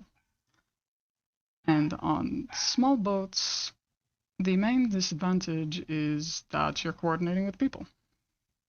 It's similar to a raid in the sense that you ideally have a group of people that you are deliberately queuing with, because the advantage of a small boat is specifically from the ability to deliberately coordinate. So if you queue and you just happen to get into a boat of or with 2 to 3 other people, that is not necessarily an advantage. But if you are with a dedicated group of people who are all fishing mindfully, it is a very large advantage. So the primary disadvantage is really just that you have to deal with people. But if you have people to deal with, it's very beneficial. Because something that is not mechanically, but in terms of viability, unique to solo or small boats is the ability to attempt to force spectral currents to proc. And this is where the use of surface slap comes in. So you use it, you catch a fish, you surface slap it, and then you do not do anything else but cast chum if you want to, or if you cap on GP, and only hook the potential spectral fish. This is the most efficient way to fish for a spectral current because you're removing a fish from the catch pool, therefore increasing your chance to catch a spectral fish. You can do this on any size boat, but because your chance of proccing on a 24-person boat is so small, this ends up not being to your benefit. A 24-person boat encourages more selfish play than a small boat does. Obviously, a solo boat is also selfish play because it is only you. But due to the fact that it is only you, you cannot rely on somebody else. So you still have to do the spectral current proccing. Whereas on a 24-person boat, say you're behind on your voyage mission, you can just focus the voyage mission and hope other people proc the spectral current for you. And that's completely viable, and in some case is the best thing for you to do. So now that we know the value of small boats, how do we get one? It's pretty simple. The party leader just has to adjust their duty finder language. So if you don't know how to do that, you open the duty finder, click the cogwheel that's on the top left, and then you'll have this menu open. Pick a language that is not commonly used on your data center. So if you play on NA, don't pick English. Pick one, the party leader hits confirm, and then that's it. Then the second thing you can do to try to make this happen is to queue late. So if you adjust your duty finder language, it is pretty reasonable that if you queue at any time once registration opens, if it's a language that is not regularly used on your data center, you will be the only boat of that language queuing. So if you queue on North America under German, if you arrive immediately when the boat opens, you will probably still be waiting for the registration time to end for your boat to leave. But queuing late guarantees that, so people like to do that. But the maximum you can wait is 14 minutes 59 seconds because registration ends at 15 minutes. There's very little value in actually waiting this late because of what I said about the language. But normally people like to wait 10-12 minutes, make sure everyone's gone. However, this does not actually prevent people from getting paired with you. So if you queue in German and 24 other people don't queue in German and get paired with another person who queued in it, you and that person will get paired together. So, in terms of the value of boats for scoring, this display on the left is technically the value of them all. A small boat is more valuable for scoring than a solo boat is more valuable than a 24-person boat. However, the size of the boat is not an impediment to you. It is technically better to be on a small boat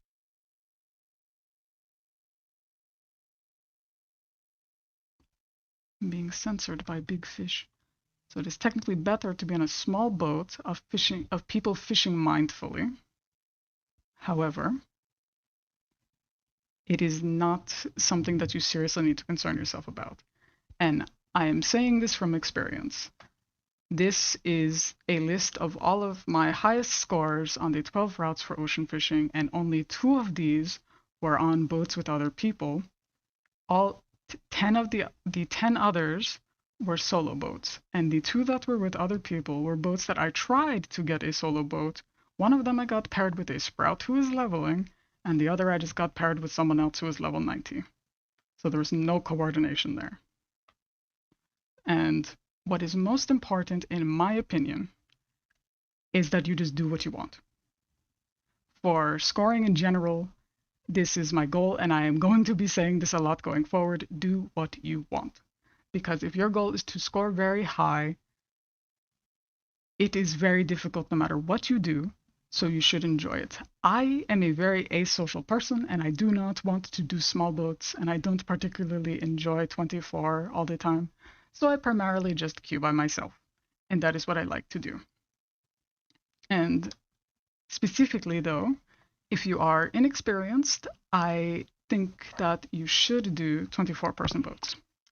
Because if you are not experienced, they can basically help train you quickly. So value in ocean fishing comes from now we're getting into the how do I actually get good now that we know all the mechanics. And in my opinion, to be genuinely good at ocean fishing, the skill you need the most is the ability to react appropriately. And because ocean fishing can be so random, the ability to react in this way is a big, in my opinion, determination of how you will do. So a 24-person boat is uniquely good for this because you do not know what is going to happen. So say you're on a solo boat. You know when a spectral current is going to happen in the sense that you know when a spectral fish is being caught. You know the situation of everything that has been caught on the boat, so you know what your bream team status is, you know what's going on. So say you're at a stop and it's fair skies. So you could get the bream team at the stop with your random 8-person party, but you do not know what your party is catching. So you either have to hope that you're between everyone in your party, you catch 10 fish if you don't get a spectral current, all 10, including the intuition fish, or you, as an individual, have to catch it yourself. You can do stuff like view the battle log to see people's fishing messages, but not everyone in your party is going to be fishing together, so you can't see what everyone catches. So it is good in that it helps you learn to deal with the bad things that happen in ocean fishing, which will happen. Things will go wrong and things will not go your way. And 24-person boats have a lot of this, and I don't mean that in a because they're worse. I mean in a you do not know. It's less in your control. You're dealing with other people and how they're fishing. So your bonus is less predictable. You have to work harder for certain things. And your baseline is just lower because you're less likely to get the spectral current. So it makes you train faster to get that raw score better. So now that we know what we want to do on the boat, We've determined what size of boat we want to go on. We now need to start looking at the fish themselves, because we have not looked at that much other than their point value. But for instance, we have the skill sequence of double hook, identical cast, prize catch, triple hook. How do we know what to double hook? Because double hook is 400 GP, so how do we know when we're going to double hook something that we want? And that comes down to the bite times.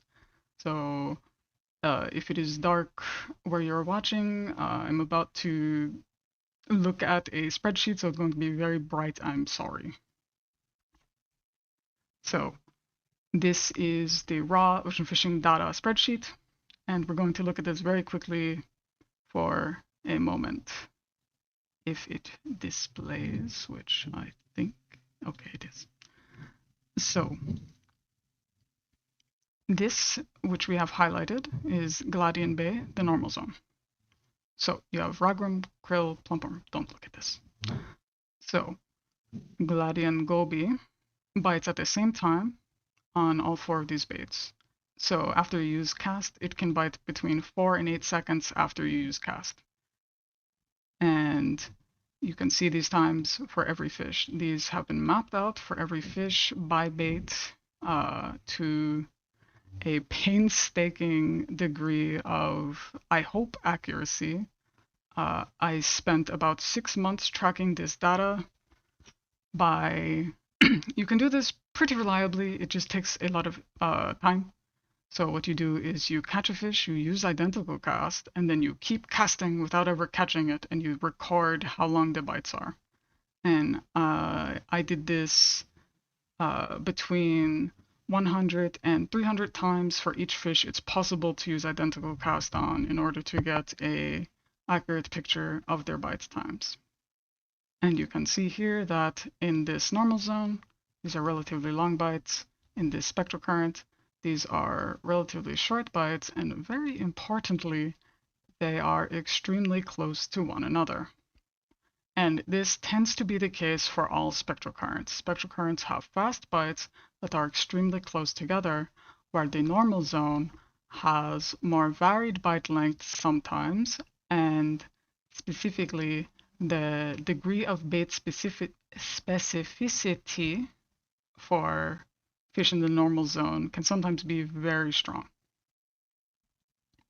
So what you want to do, and what you can easily do in game, is make yourself a macro that times for you after you use cast. So this is an example. So in this case, you replace your cast action with this macro, you press it, and then a timer starts immediately after you press the cast button. And it counts for you visibly in the game using the echo chat mode. So it's a thing only you can see. Whatever window you have echo enabled in, you can then configure your chat to see something like this. So you cast, it starts counting. There you go. And for ocean fishing, I consider this a necessity.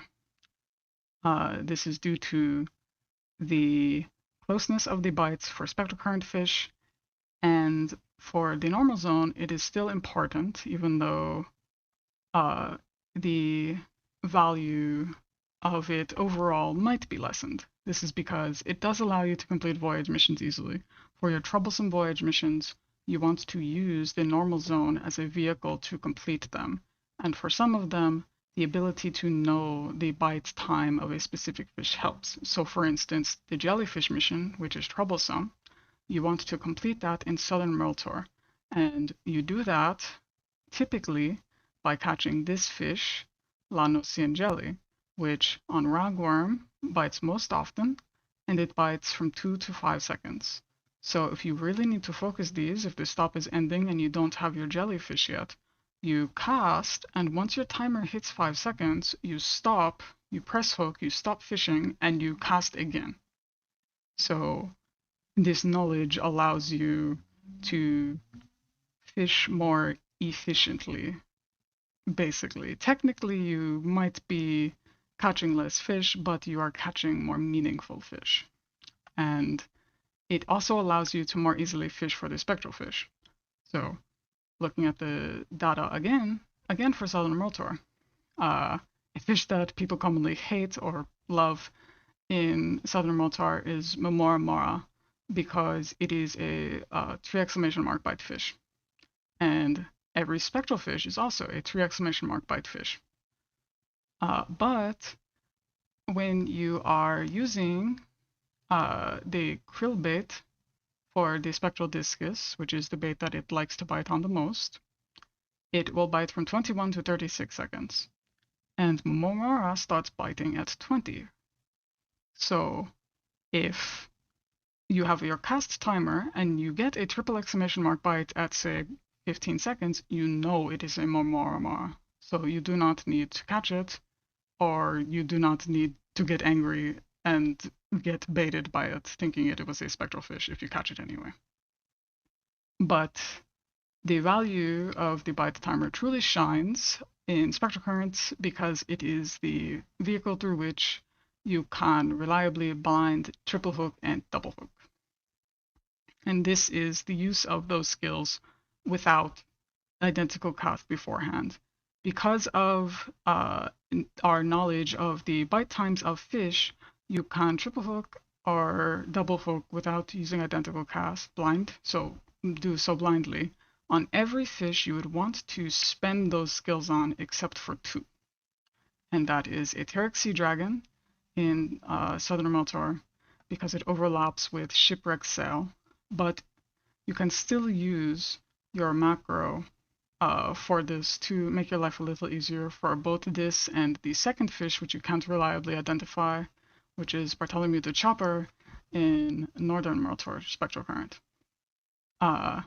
And this is via knowing the bite times of these fish when they like to bite. So you can see there is a constant overlap for both of these fish. But for Etheric Sea Dragon, for example, it is more likely to bite up to 3 to 4 seconds, whereas Shipwreck Sail, when you mooch, it most likely bites after 5 seconds. So if you want to be careful about it, still spend GP on this, it is more valuable to spend your GP on the bites for Etheric Sea Dragon or Shipwreck Sail that are 3 to 4 seconds. But for every other fish that you would want to spend a large quantity of your GP on, you do not need to worry about this at all. Via the knowledge of times and bite strengths, you can always identify every other fish. And this may seem difficult at first, but once you understand the fact that most bites in spectral currents fall into a group of archetypes, at least the ones that you want to spend GP on, it becomes easier. So, exactly what those archetypes are is a bit tricky. So we have a bit of a reference first. So what this first GIF is 2 different bites in the Galadian Spectral Current. The Heaven's Key fish is a bite from 2 to 3 seconds, otherwise known as an instant bite. You may see people refer to it as a 2-second bite. When you are using a macro and you do not have latency, it bites from 2 to the exact moment that the timer macro reaches 3 seconds. And the Heaven's Key is a bite that is 3 to 4 seconds. And the 3-second window in which it bites is not the moment the macro hits 3 seconds. I hate explaining this because it sounds very complicated. And this GIF is an example of both the maximum Heaven's Key bite occurring almost right as it hits 3 seconds and the minimum Navigator print bite. And when looking at this GIF, I showed it to someone and they insisted there was no difference. There's a slight difference. And honestly, when you are fishing for this type of bite, it is easier to do it by feel. Once you have a fair amount of experience, you do not need to pay as close attention to the timer. I feel like looking at the timer for this type of bite can actually psych you out and it can make you second guess yourself. But this is an extreme for this type of bite. So a more tame example is with this example of Merman's Mane and Ghost Shark. So if you look at the one on the left, you will see that the merman's main bite is very confidently just in the 2-second window. Like by the time I react, it is 3 seconds, but it is still 2 seconds when it bites. And the ghost shark, which can bite 3 to 4 in the same window that the navigator's print did, it bites at very obviously 4. Now, this is still extremely close, but for ocean fishing, this is a notable and very marked distinction that makes distinguishing these fish easy. But I think this is a mechanical skill which seems very overwhelming at first. But if you become able to do this, your ocean fishing life is substantially easier. And I don't know if this helps, but this is a way to distinguish the types of fish. So we have a couple of different archetypes that fish can fall into. These 6 bite windows are not the only windows that exist in spectral currents. It is just the ones which have a relation to each other, so they're very close, and it is often a fish you want to spend GP on, and then a fish you don't that is right next to it that you have to pay attention to. And normally, the fish that are in these windows are actually low point fish, but they're low point fish that you want to spend GP on, at least sometimes. Being able to differentiate these bites is what I consider the most important thing to increasing your raw score and to making yourself a more consistent ocean fisher. If you are able to distinguish this series of bites from each other, particularly the first group of 2, so 2 to 3, 3 to 4, 3 to 4, 5 to 6, your ocean fishing life is substantially easier. 5 to 7 and 7 to 11 is both more obvious because the window is wider and there's not so many. But I think when you hear this description, I assume this sounds very overwhelming. And when you see a visual representation of the 2 to 3 second bite and 3 to 4 second bite, even as someone who can very easily distinguish them when I'm playing, when I visually look at the example of it, I'm like, holy hell, that is so close. I don't how can I do that? Even though I am quite aware that it is possible. So if you are struggling with this, my advice would just be to practice. Most of these are low point fish. You don't even have to spend GP on it. You can just get the bite and be like, I bet that's this, and then you catch it and you're right or you're wrong. But the reason why this is important for low point fish is related to this next point of bite rates, which are a bit of a mystery, I think, for a lot of people because they're not obvious anywhere. On most resources, they don't exist, and on resources where they do exist, they're a bit muddied because of how they collect the data.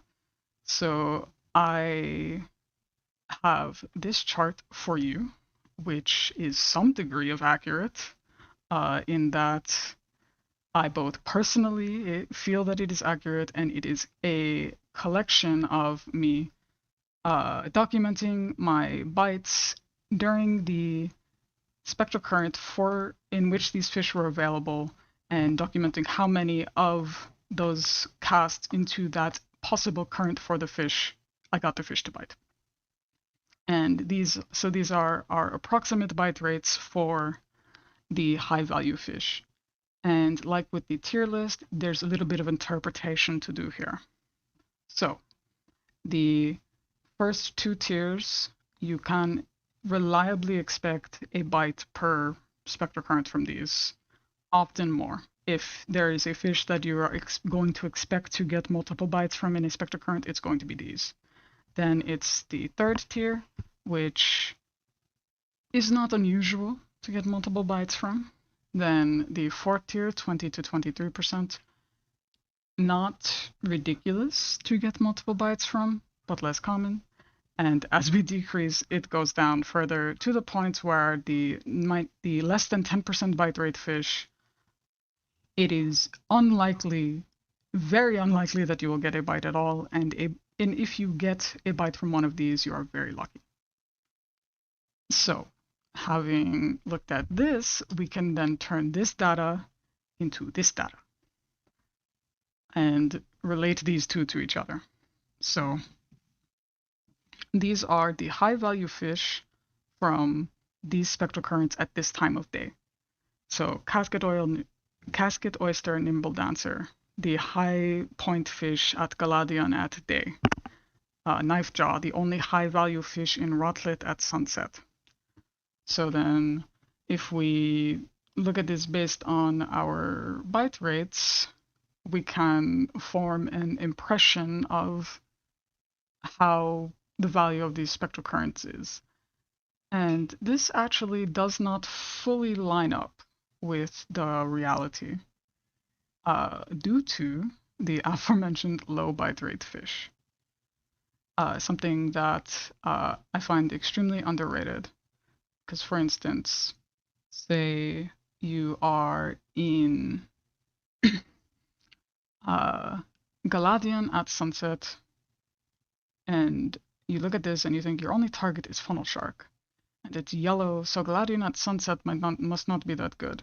And then Southern Strait, these fish are all green, so all of those must be pretty good.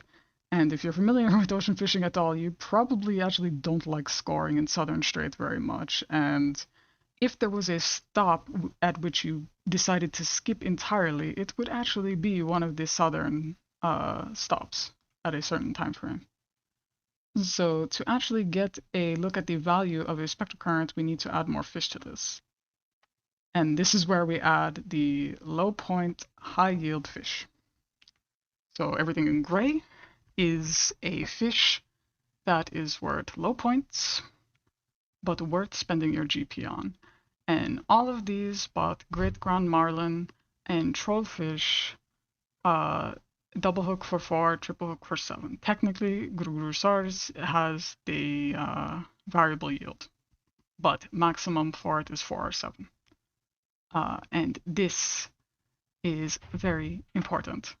Low point fish are very important if you are aiming to score.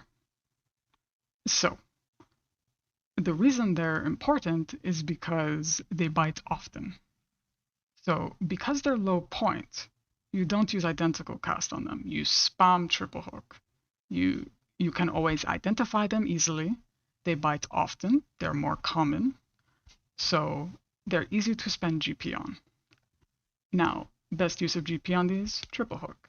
However, if you're at high anglers art stacks, these are also just a good filler fish in the sense of, say, the spectral current starts, you're at 9 stacks, you don't need the 9 stacks to perform whatever combo that you're going to do, so you double hook one of these fish, and then you use one of your Taliak's favor for 350 GP.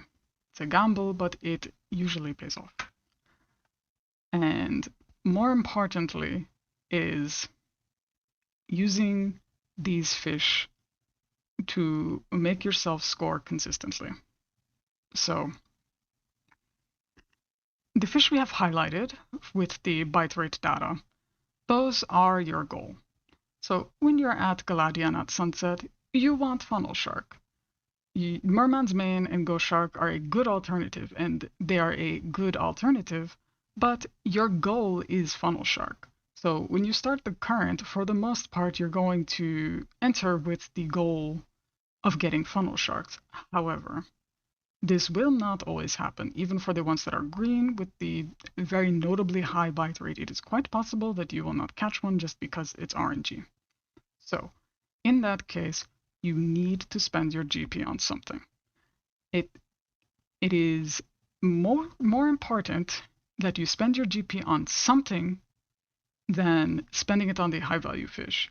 Now, you can spend your GP very poorly to the point where it's almost pointless, but these fish are not pointless. And learning to target these appropriately is what allows you to score with a degree of consistency and score relatively well. So,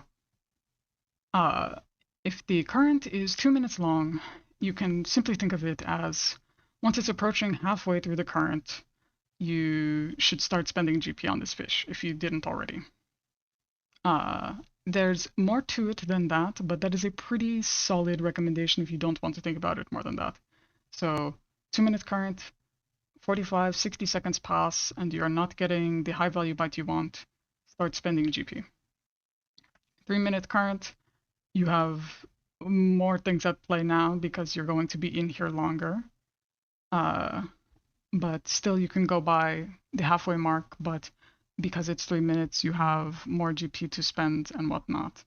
And a final circumstance that you should consider maybe not spending GP on this is if you have an incomplete voyage mission that you will have time to complete after the Spectral current. But this is not always worth doing. You have to put a bit of thought into it, essentially. But what is most important here is that during a Spectral current, you spend your GP on the high value fish or you spend it on these in almost every circumstance. Now, we have almost a complete look at the fish that we might care about targeting. But something to note for these is the low point fish is that the high value fish all have a specific bait you need to use to catch them. These have a preference, and most of them are pretty strong. So for example, in Rotano, our low point fish is Silencer, and it likes Ragworm. So if you're at Rotano at day and you're trying to get Executioner, then partway through the current, you're not getting the Executioner bites, but you're also not getting Silencer bites. You then have to weigh, do you want to switch to Ragworm, which can't catch Executioner, or try to gamble on the Silencer? But when you make the judgment of this, it's essentially just based on how prior stops have gone. Your consideration of these fish increases the further you are into the route overall, provided the previous stops have gone well. You will value these fish less if you're further into the route, but the previous stops did not go well, because now for your raw score, you need the high value fish. But before we can look at everything as a whole, we have one more group of fish to look at, and that is the fabled fish. So the 5-star fish that are very rare. And to understand just how rare they are, we have a couple of statistics. So over several thousand intuitions, I believe it is, for all 7 of them. I have averaged approximately 17 intuitions before I get a bite.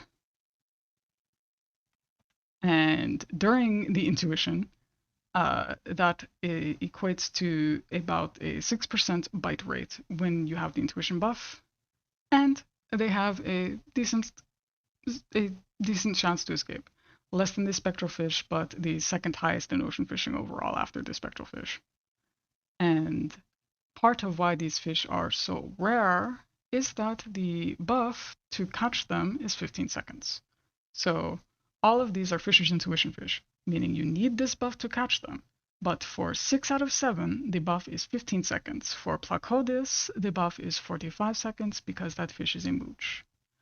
And I promise you, the buff is 15 seconds. It feels like less because it starts ticking immediately, but it is 15 seconds long. This is a snapshot exactly the moment you get the buff for Elasmosaurus, for example. Then, because the buff is 15 seconds long, in most scenarios you get 2 casts. For Seafaring Toad, you have a pretty fair chance at getting 3 if you react quickly and you cancel when you get bites. You don't even have to do the animation canceling. Doing the animation canceling makes it more guaranteed if you have perhaps some latency issues. And doing some animation canceling can make it more likely you will get it on Coral Manta and perhaps Stone Scale, but it depends on circumstance, and Tafgufa. For Elasmosaurus and Sotis, due to the nature of what else can bite during their currents, it is just not likely you will be able to get 3. So, since we're talking about score, are these actually worth focusing? Elasmosaurus is because you are focusing it when it is available, because there is nothing else to focus. Elasmosaurus's intuition is triggered by catching Gurugosaurus, which are the fish that you are targeting when it's available. And because the Gurugosaurus are both pretty low point on the low point fish scale, and they have the variable yield, so it's not consistent, it is worth attempting to go to for the Elasmosaurus whenever you trigger the intuition buff for the most part. Then Stone Scale and Half Goofa are okay. The fish you have to trigger to catch them, for Stone Scale, it is two fish. Silencer is one of them, and the other is Deep Sea Eel. And you, in a scenario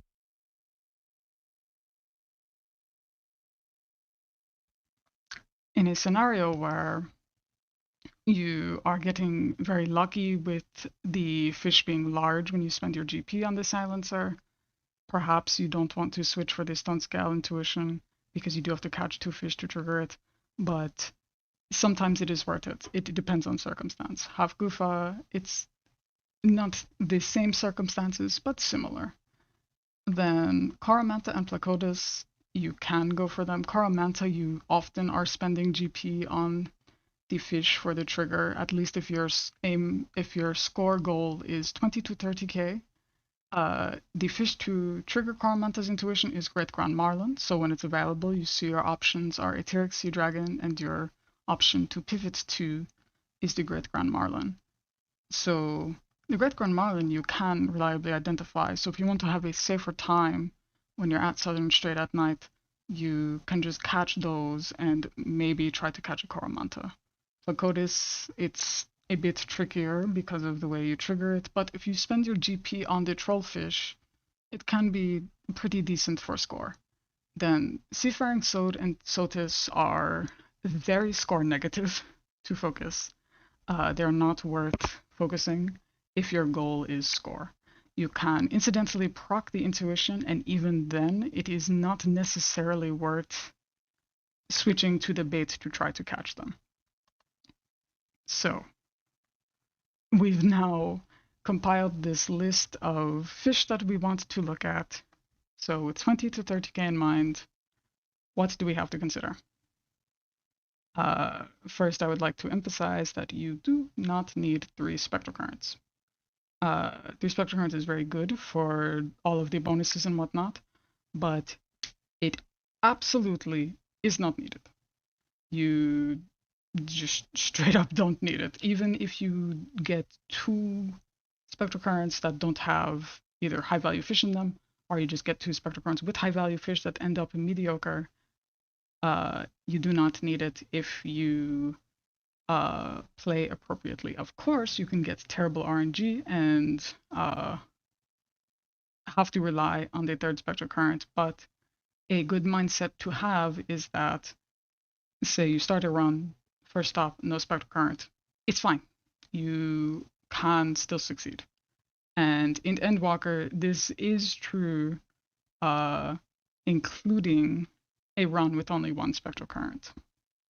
It is not every stop, of course. For instance, on this stop with really just a low point fish available, like Northern at day, you're not going to get a 20k off of the base score with just that spectral current, but you can do it at several others. And importantly, in the spectral currents you get, you do not need the high value fish. You don't need any, technically. But a very good example that happened to me very recently, thankfully, is this run, which was terrible until it stopped being terrible. And this is actually an example of where you do need to focus the high value fish. So at the 3rd stop on this route, I caught 23 floating saucer, 22 were large, sorry. And that is absurd. That is extremely good luck. Because of how that one stop went, it completely saved the route. But at the end of the the boat, this is what my missions looked like because the stop was so terrible. But my base score was 15K, and I had one spectral current. And this single spectral current, these fish in it, were over 10K. And then in the prior stops, I was messing around and I actually got a fair amount of points for the normal zone because I was actually collecting data uh, in the other stops. So this is an example where I got the data I needed from the first two stops, so I was able to do what I wanted in the third stop. So, well, might as well try to score. But my score is so terrible that I need to focus on the high value fish. This is a scenario where you absolutely need to. And in this scenario, you then start to drop identical cast because every identical cast that you don't use, that GP can be put towards yield, either double hook, triple hook. But this is an extreme scenario. We got no spectral current in the first two stops, and we got exceedingly lucky in the final one. But on just an average regular run, this high value fish focus is not needed because you can do relatively well purely via the low point fish. So looking at this chart as a whole now, I think it's pretty interesting because if you look purely by bite rate, I think you would come with the impression that Southern Strait is pretty good, or very good, and Seattle is actually not quite that good. But interesting, Seattle is a very, very good stop because of its ability to facilitate your voyage mission, very flexible. And this is despite the fact of it not having many high value fish. And the high value fish it has are also on the low end of the point scale, and they also are low yield, so they triple hook for 3. But Sealdelis is incredibly versatile, and despite the fact that it is this way, it is on most of the routes that are very good for points, and you can end a good Sealdelis with between 3 to 5k points every time if you know how to play it well. But Sealdelis is also a great example of why learning to value the low point fish can be very good because the value from it actually comes specifically from those fish because it has the 3 fish which are highlighted here that are low point. They each represent one specific bite strength. Mithril boxfish and Titan shell crab are crab and fugu for their first mission. Jetborn manta is a manta if you want to do the manta achievement. Overall, it is a very good stop if you are wanting to learn how to score. So, I would highly advise learning to practice there. And now that we have acquired most of our basic knowledge, I would like to finish quickly as I can with some esoteric type of philosophy. So, to start, what is the value of inefficiency in ocean fishing? Inefficiency can be extremely valuable. So, especially if your goal is 20 to 30k.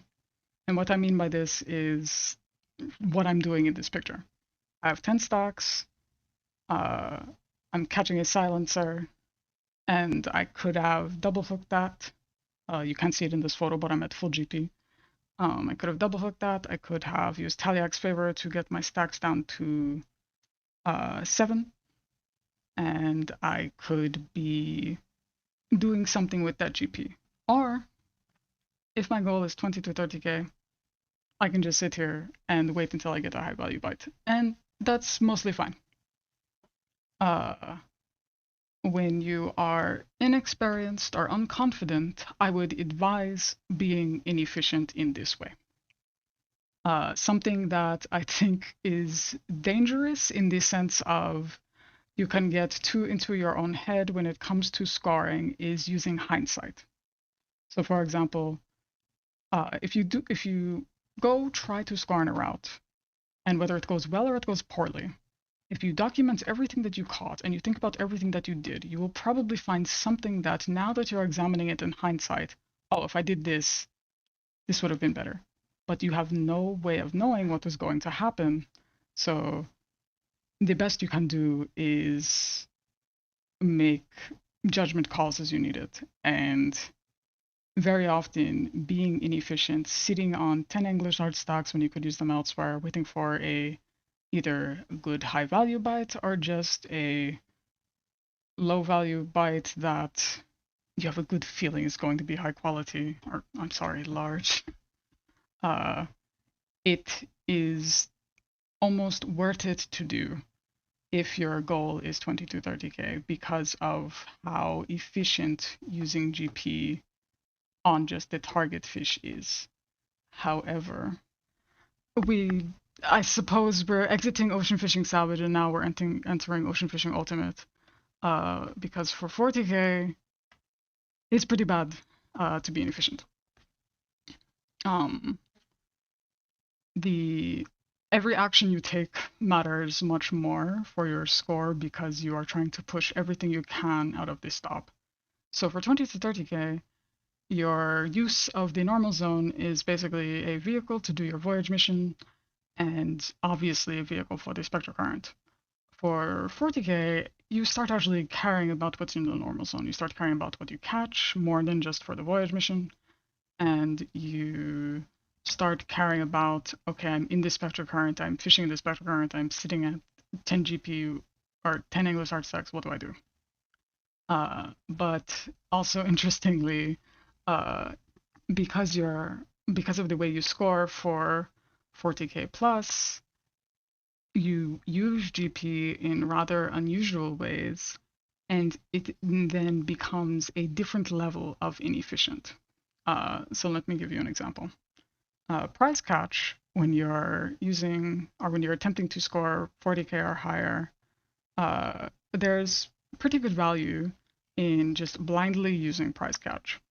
So either at the beginning of a spectral current, you're at full GP, you're at 9 stacks, 10 stacks, either one, perhaps even 8.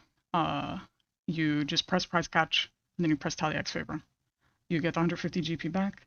You're now at decreased stacks, which from this perspective you want to be because the spectral current has that increased large size rate. And then what do you do? Because the next fish that you catch is going to be large. So you can just catch the next fish that bites and just get 1 free stack from it, and there you go. Or if it's trash anyway. Or if the next fish that bites right after you use catch, after you use prize catch, is the high value fish, then you win, obviously. But if it's not, you can then make the choice to ignore the bites. But ignoring the bites wastes time. It wastes time and it wastes points, because if you're ignoring the bite, you're not catching the bite, meaning you're not getting the points for that bite. But the high value fish is where the value is. And now you're scoring 40k, you need to rely more on the high value fish. So what do you want to do? I cannot give you that answer precisely because it depends. And this is where I now struggle because my envisioning of ocean fishing salvage was something to the effect of explaining how to score well. And by well, I mean big, because I think I can do it with a degree of consistency, or I would say I have proven that I can do it with a degree of consistency. So this means that I know how to do it. But when I sat here to make this presentation, I had no idea what to say. And quite frankly, I still don't. Because when I think about how I think about scoring, I feel like I don't know what I'm doing. But I think it's because what I personally feel is important about scoring is your ability to react. But admittedly, for 40k, and 50K or 35K even, uh, you are greatly benefited by your ability to plan ahead. However, you are even more benefited by willingness and ability to throw out your entire plan based on what happens. And I don't know how to teach you to do that. And that was my goal. But I think instead, what I have to pivot to is just talking about how I approach it, which I suppose was what some people were expecting. But I feel I generally don't like talking about my opinions. I like to give something objective, but I don't think I can objectively teach you the best way to score 40K other than get lucky, in which case this could have ended 2 hours ago. Uh, so instead of how to get a big score, how do we think about getting a big score? If you are inexperienced, meaning you still struggle with getting 20 to 30K, but this is a long-term goal for you, uh, get comfortable ocean fishing and pay attention. And I don't like saying that because I feel like it sounds like I'm telling you to get good, but what I mean by that is just do it. Just go ocean fishing. It doesn't matter what route it is, it doesn't matter what time it is. Well, it just go on a boat and go ocean fishing. Pay attention to what happens and try to score, obviously. But think about why you're doing what you're doing. Think about how what your present action is going to impact what you can then do in the future. And this is difficult to do, I think, if you are unfamiliar with everything that we have explained so far. So the bite rates, the bite times, everything like that. And if you're experienced, my advice is even less helpful because my genuine advice to you is to do what you want. Like I said, I think the two most valuable things for scoring extremely high, so 40K plus, is to be able to make a plan, a thorough plan, and then once you are on the route that you are getting the big score on, throw out your entire plan mid-route and change it entirely. So go do that.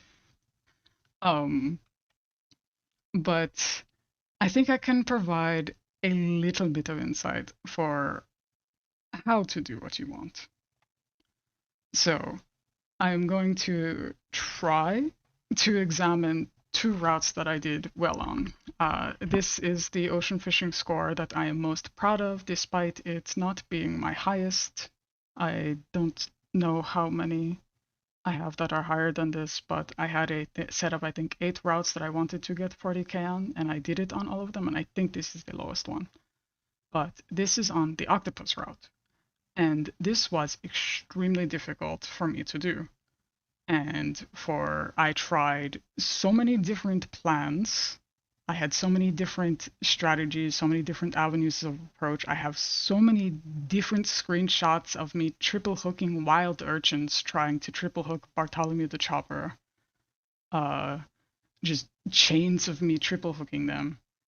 Because the first stops didn't go well enough, so it was a gamble that I had to make, which I had to do here.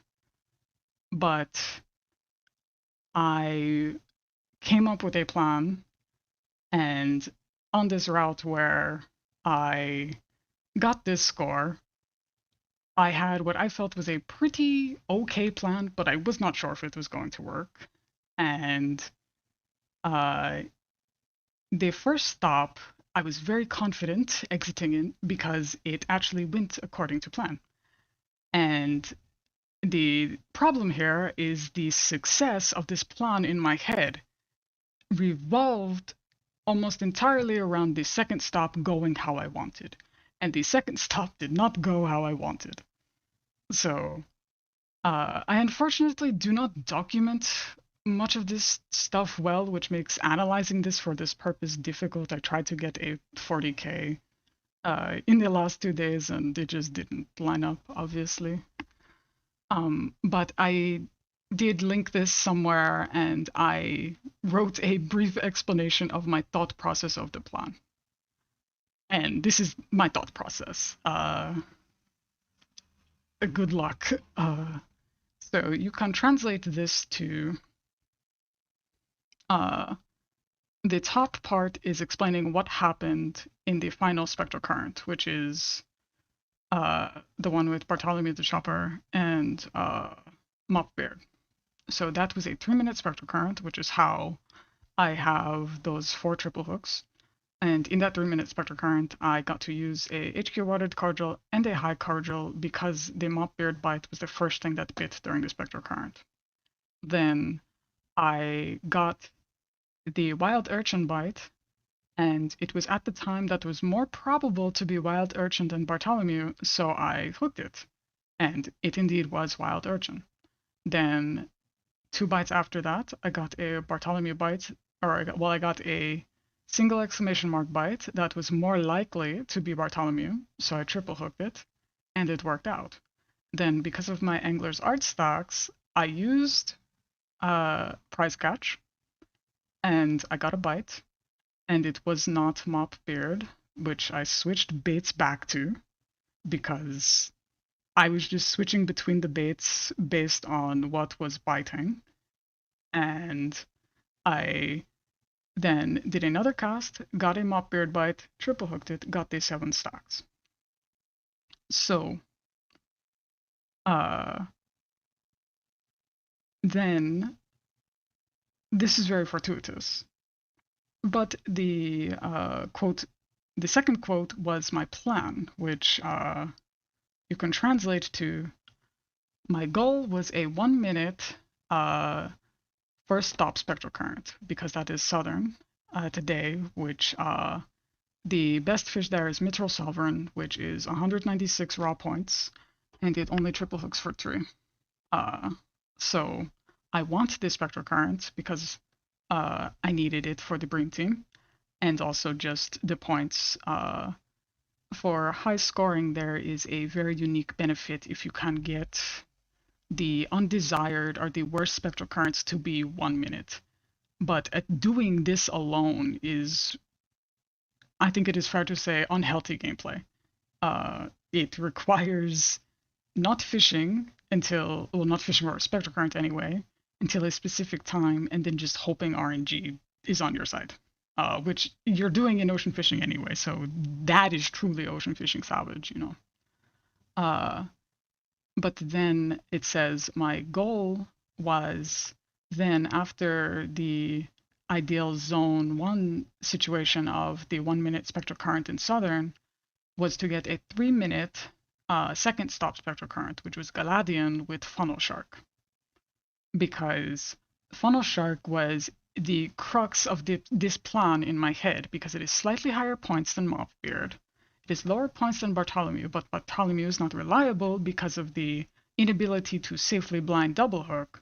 So we want to rely on Funnel Shark. And Funnel Shark has a slightly higher bite rate, and it is more points than Mopbeard, so it is the best target. However, I got the spectral current at the second stop with such that it was about 2 minutes, which meant my third zone spectral current was about 3 minutes. So I had to rely on the Bartholomew and the Mopbeard. And the change between the Bartholomew and the Mopbeard is reflective of me swapping baits during this spectral current based on what my point total was at and what I needed to do to get the 40k. Because initially I entered this current thinking, well, it's highly unlikely that I'm going to get 40k on this one because I had runs that seemed better where I ended at 39. So surely I will not get it here. This is not the one. But it happened. And the skill usage is based on knowing essentially everything that I've described here. But ultimately, there is still the element of doing what you want. But I think that that is a bit dramatic in the sense of, because for me, doing what I want involves doing like, oh, hell. Uh, well, that is a hidden beneath the words there. That is a snip of one of the. I'm sitting here thinking about what uh, skill combinations I can do in a spectral current, under what circumstances, and under what circumstances do I need to be able to do this and whatnot. But you don't need to do that type of math or thinking about skill combinations for 40k. I'm sure I've seen people accidentally get it, but if you want to do it consistently, and you're in my head, you do. And this is the problem about thinking about how to score, is it is pretty esoteric. And I can only tell you what I think is good. What you think is the best thing to do in this scenario may vary. What you would maybe think to do in this spectral current that we have on screen may have been something completely different than what I thought was best to do. Uh, and since all I can do is provide you an examination of my thought process, I have one more. Uh, and because I enjoyed the Cialdales, and because this person brought it up and I thought it was a good example, and I think it's a shame that I don't document things well. I'm trying to work on that more now. This was a question about me getting a 37k score on the Manta route, in which I used the Manta achievement to increase my score. And the thought process here is Manta's 20% bonus. Manta route is good but pretty volatile. Cialdales is good, but the high value fish isn't too good. The low value fish, the Jetborn Manta, is not the best option for raw points, it is the second best option. But if your third mission complements the Manta route, that lets you get voyage mission stuff out of the way, that lets you be more likely to get the Manta. Important thing to note is it is possible to do the Manta achievement in one stop. Any of the stops with the Mantas in it, but ideally, if you're aiming for score, you want to do it in the Cialdales, which in this case I did not do. But I almost did. But so for scoring on this Manta route, the third mission facilitated trying for the Manta achievement. So I tried it. You can do it even if the third mission isn't favorable, but and this is specifically if it's just not the weak bite mission, you can do it with either of the strong or the ferocious bite mission. The ferocious bite one is obviously easier because Jetborn Manta is a ferocious bite, but it depends on what exactly you spend your GP on in the Cialdales, which is part of why it is fantastic that it is versatile, because it allows you to very easily, while being efficient with your points, complete either the strong or the ferocious mission. You can complete the weak one there, but the fish for it is worse and also doesn't complement anything else we're trying to do with the Manta. So when I have that mission and I'm aiming for score, I just aim for points instead and then try to focus the weak bites elsewhere. Then this second question about the Scald Mini is due to that bite chart where the quartz hammerhead is the high value fish during this stop on this route when the Scald Mini is available. Scald Mini is a high value fish in the sense of it is more than your average trash fish, and it's a manta, so you can do the manta route. But it is not particularly high. In any scenario, you would take a quartz mini bite over a Scald mini bite if you're going for raw points, for example. So when I got to the third stop, my goal was just at that time to get as high a score as possible. but I know that quartz hammerhead is very small chance to bite. So uh, I wanted to uh, spend most of my GP ideally on quartz hammerhead, but that's not going to happen. Uh, so instead, the bulk of my GP is spent on Scald Mini, and then at the end, uh, just for trying, I tried to get a quartz hammerhead bite, and I didn't get it. And just because it was the last cast and Scald Mini has a very high bite rate, the choice was, do I stay on the plump worm for the quartz hammerhead and be very statistically unlikely to get it, or do I probably get a Scald Mini that has a 40% chance to be large? And that is what I did. And now if you were to ask me why, the answer is just because it was more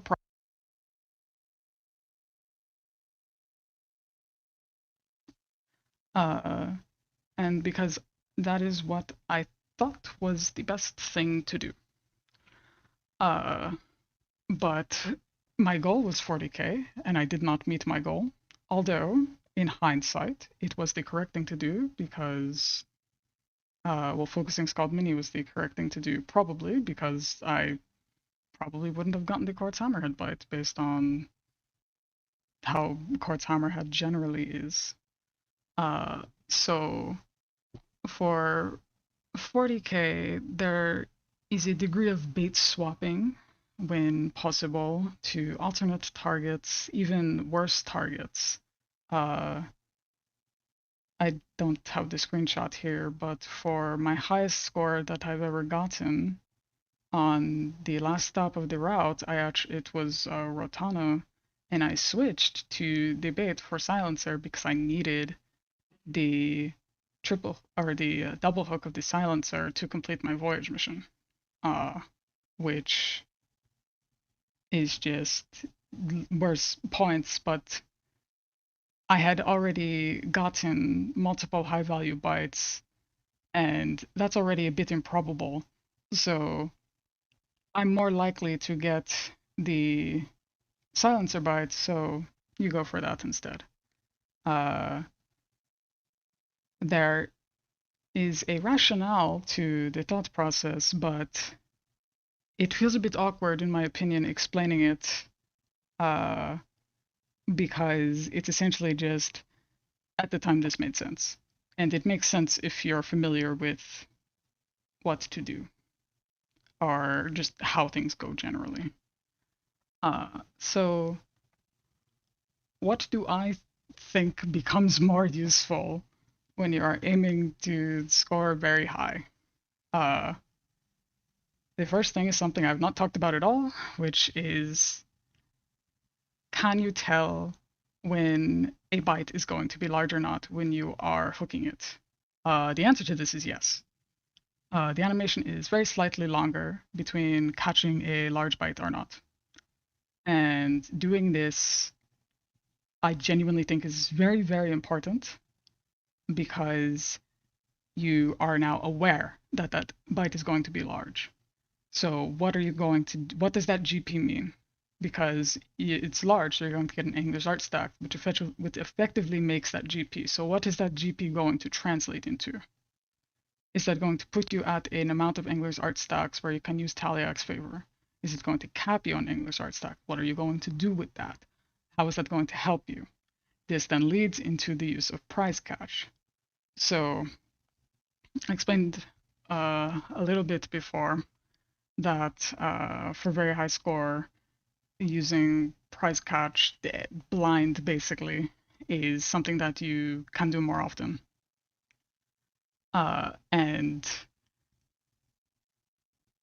what you get out of it is basically what you choose to do with it. For 20k, you can pretty much just use it and then wait until you get a high value bite, and you'll probably be okay, but uh, it's very unnecessary, I would say, and very boring to try to do that. And if you do not get a high value bite, you have set yourself back immensely. So for 20 to 30K, I would not recommend using price catch and waiting for a high value bite. For 40K, I also would not recommend it unless you are certain that you both need the high value bite and that missing the other bites around it will not be a detriment to you. And doing that almost always is a detriment. So typically, the use of price catch in this way is often on just the low point fish, which is fine. The low point fish with the high yield. So you can either just price catch, get one bite, you've used the tally X favor. Ultimately, it can end up just being neutral because you have lost the 3 stacks, but you're statistically likely to get those stacks back anyway, as you're guaranteed to get one, at least. But if you get a low value fish to bite, then you can just triple hook that, or not triple hook, I'm sorry, double hook, and you will get well, if it's low point fish, you will get 4 stacks out of that. So whether it's worth it or not, you would recap on your stacks and you would use the tally X favor again to get back down in your stacks. But using this is a bit tricky, and I would say is a bit just how do you feel about it. And it is based on how your subsequent stops have gone. I do not do it in the first stops, although if you want to, you can. The CL delays would be the best stop to do it in because of the amount of low value fish that bite very quickly with the high yield. So if you use it in the CL delays, you can use it when the spectral current begins. Whatever the first low value bite you get, the low value high yield bite you get is you just spend GP on it. It can be a bit of a gamble, but the CL delays actually benefits from that because the best way to go about the CL delays always for points is the low point high yield fish. Even when the high value fish are available, they're just there. You can triple hook them if you want. And technically the triple hook, if it is high quality, or I'm sorry, large, will be worth more, but the stacks from the low point fish can actually translate into more raw score if you can continue to get the low point bites, which you can do uniquely in the CL delays. So that is the only first stop where I would use price catch first. For any other ones, I don't like using it there too much. The next would be animation canceling. I honestly don't like animation canceling, but it's very useful. It lets you get an extra bite in more of the 15-second intuitions, lets you get more bites in the spectral current in general, even in the normal zone. If you're doing a voyage mission, that is a pain in the ass. Can help you with that too. But I would say this is not nearly as required on it. Like if this was a list of things that are important, this would be at the bottom. I would put not getting tilted perhaps first, but I really think that being able to tell when a bite is going to be large or not is, for very high score, very important.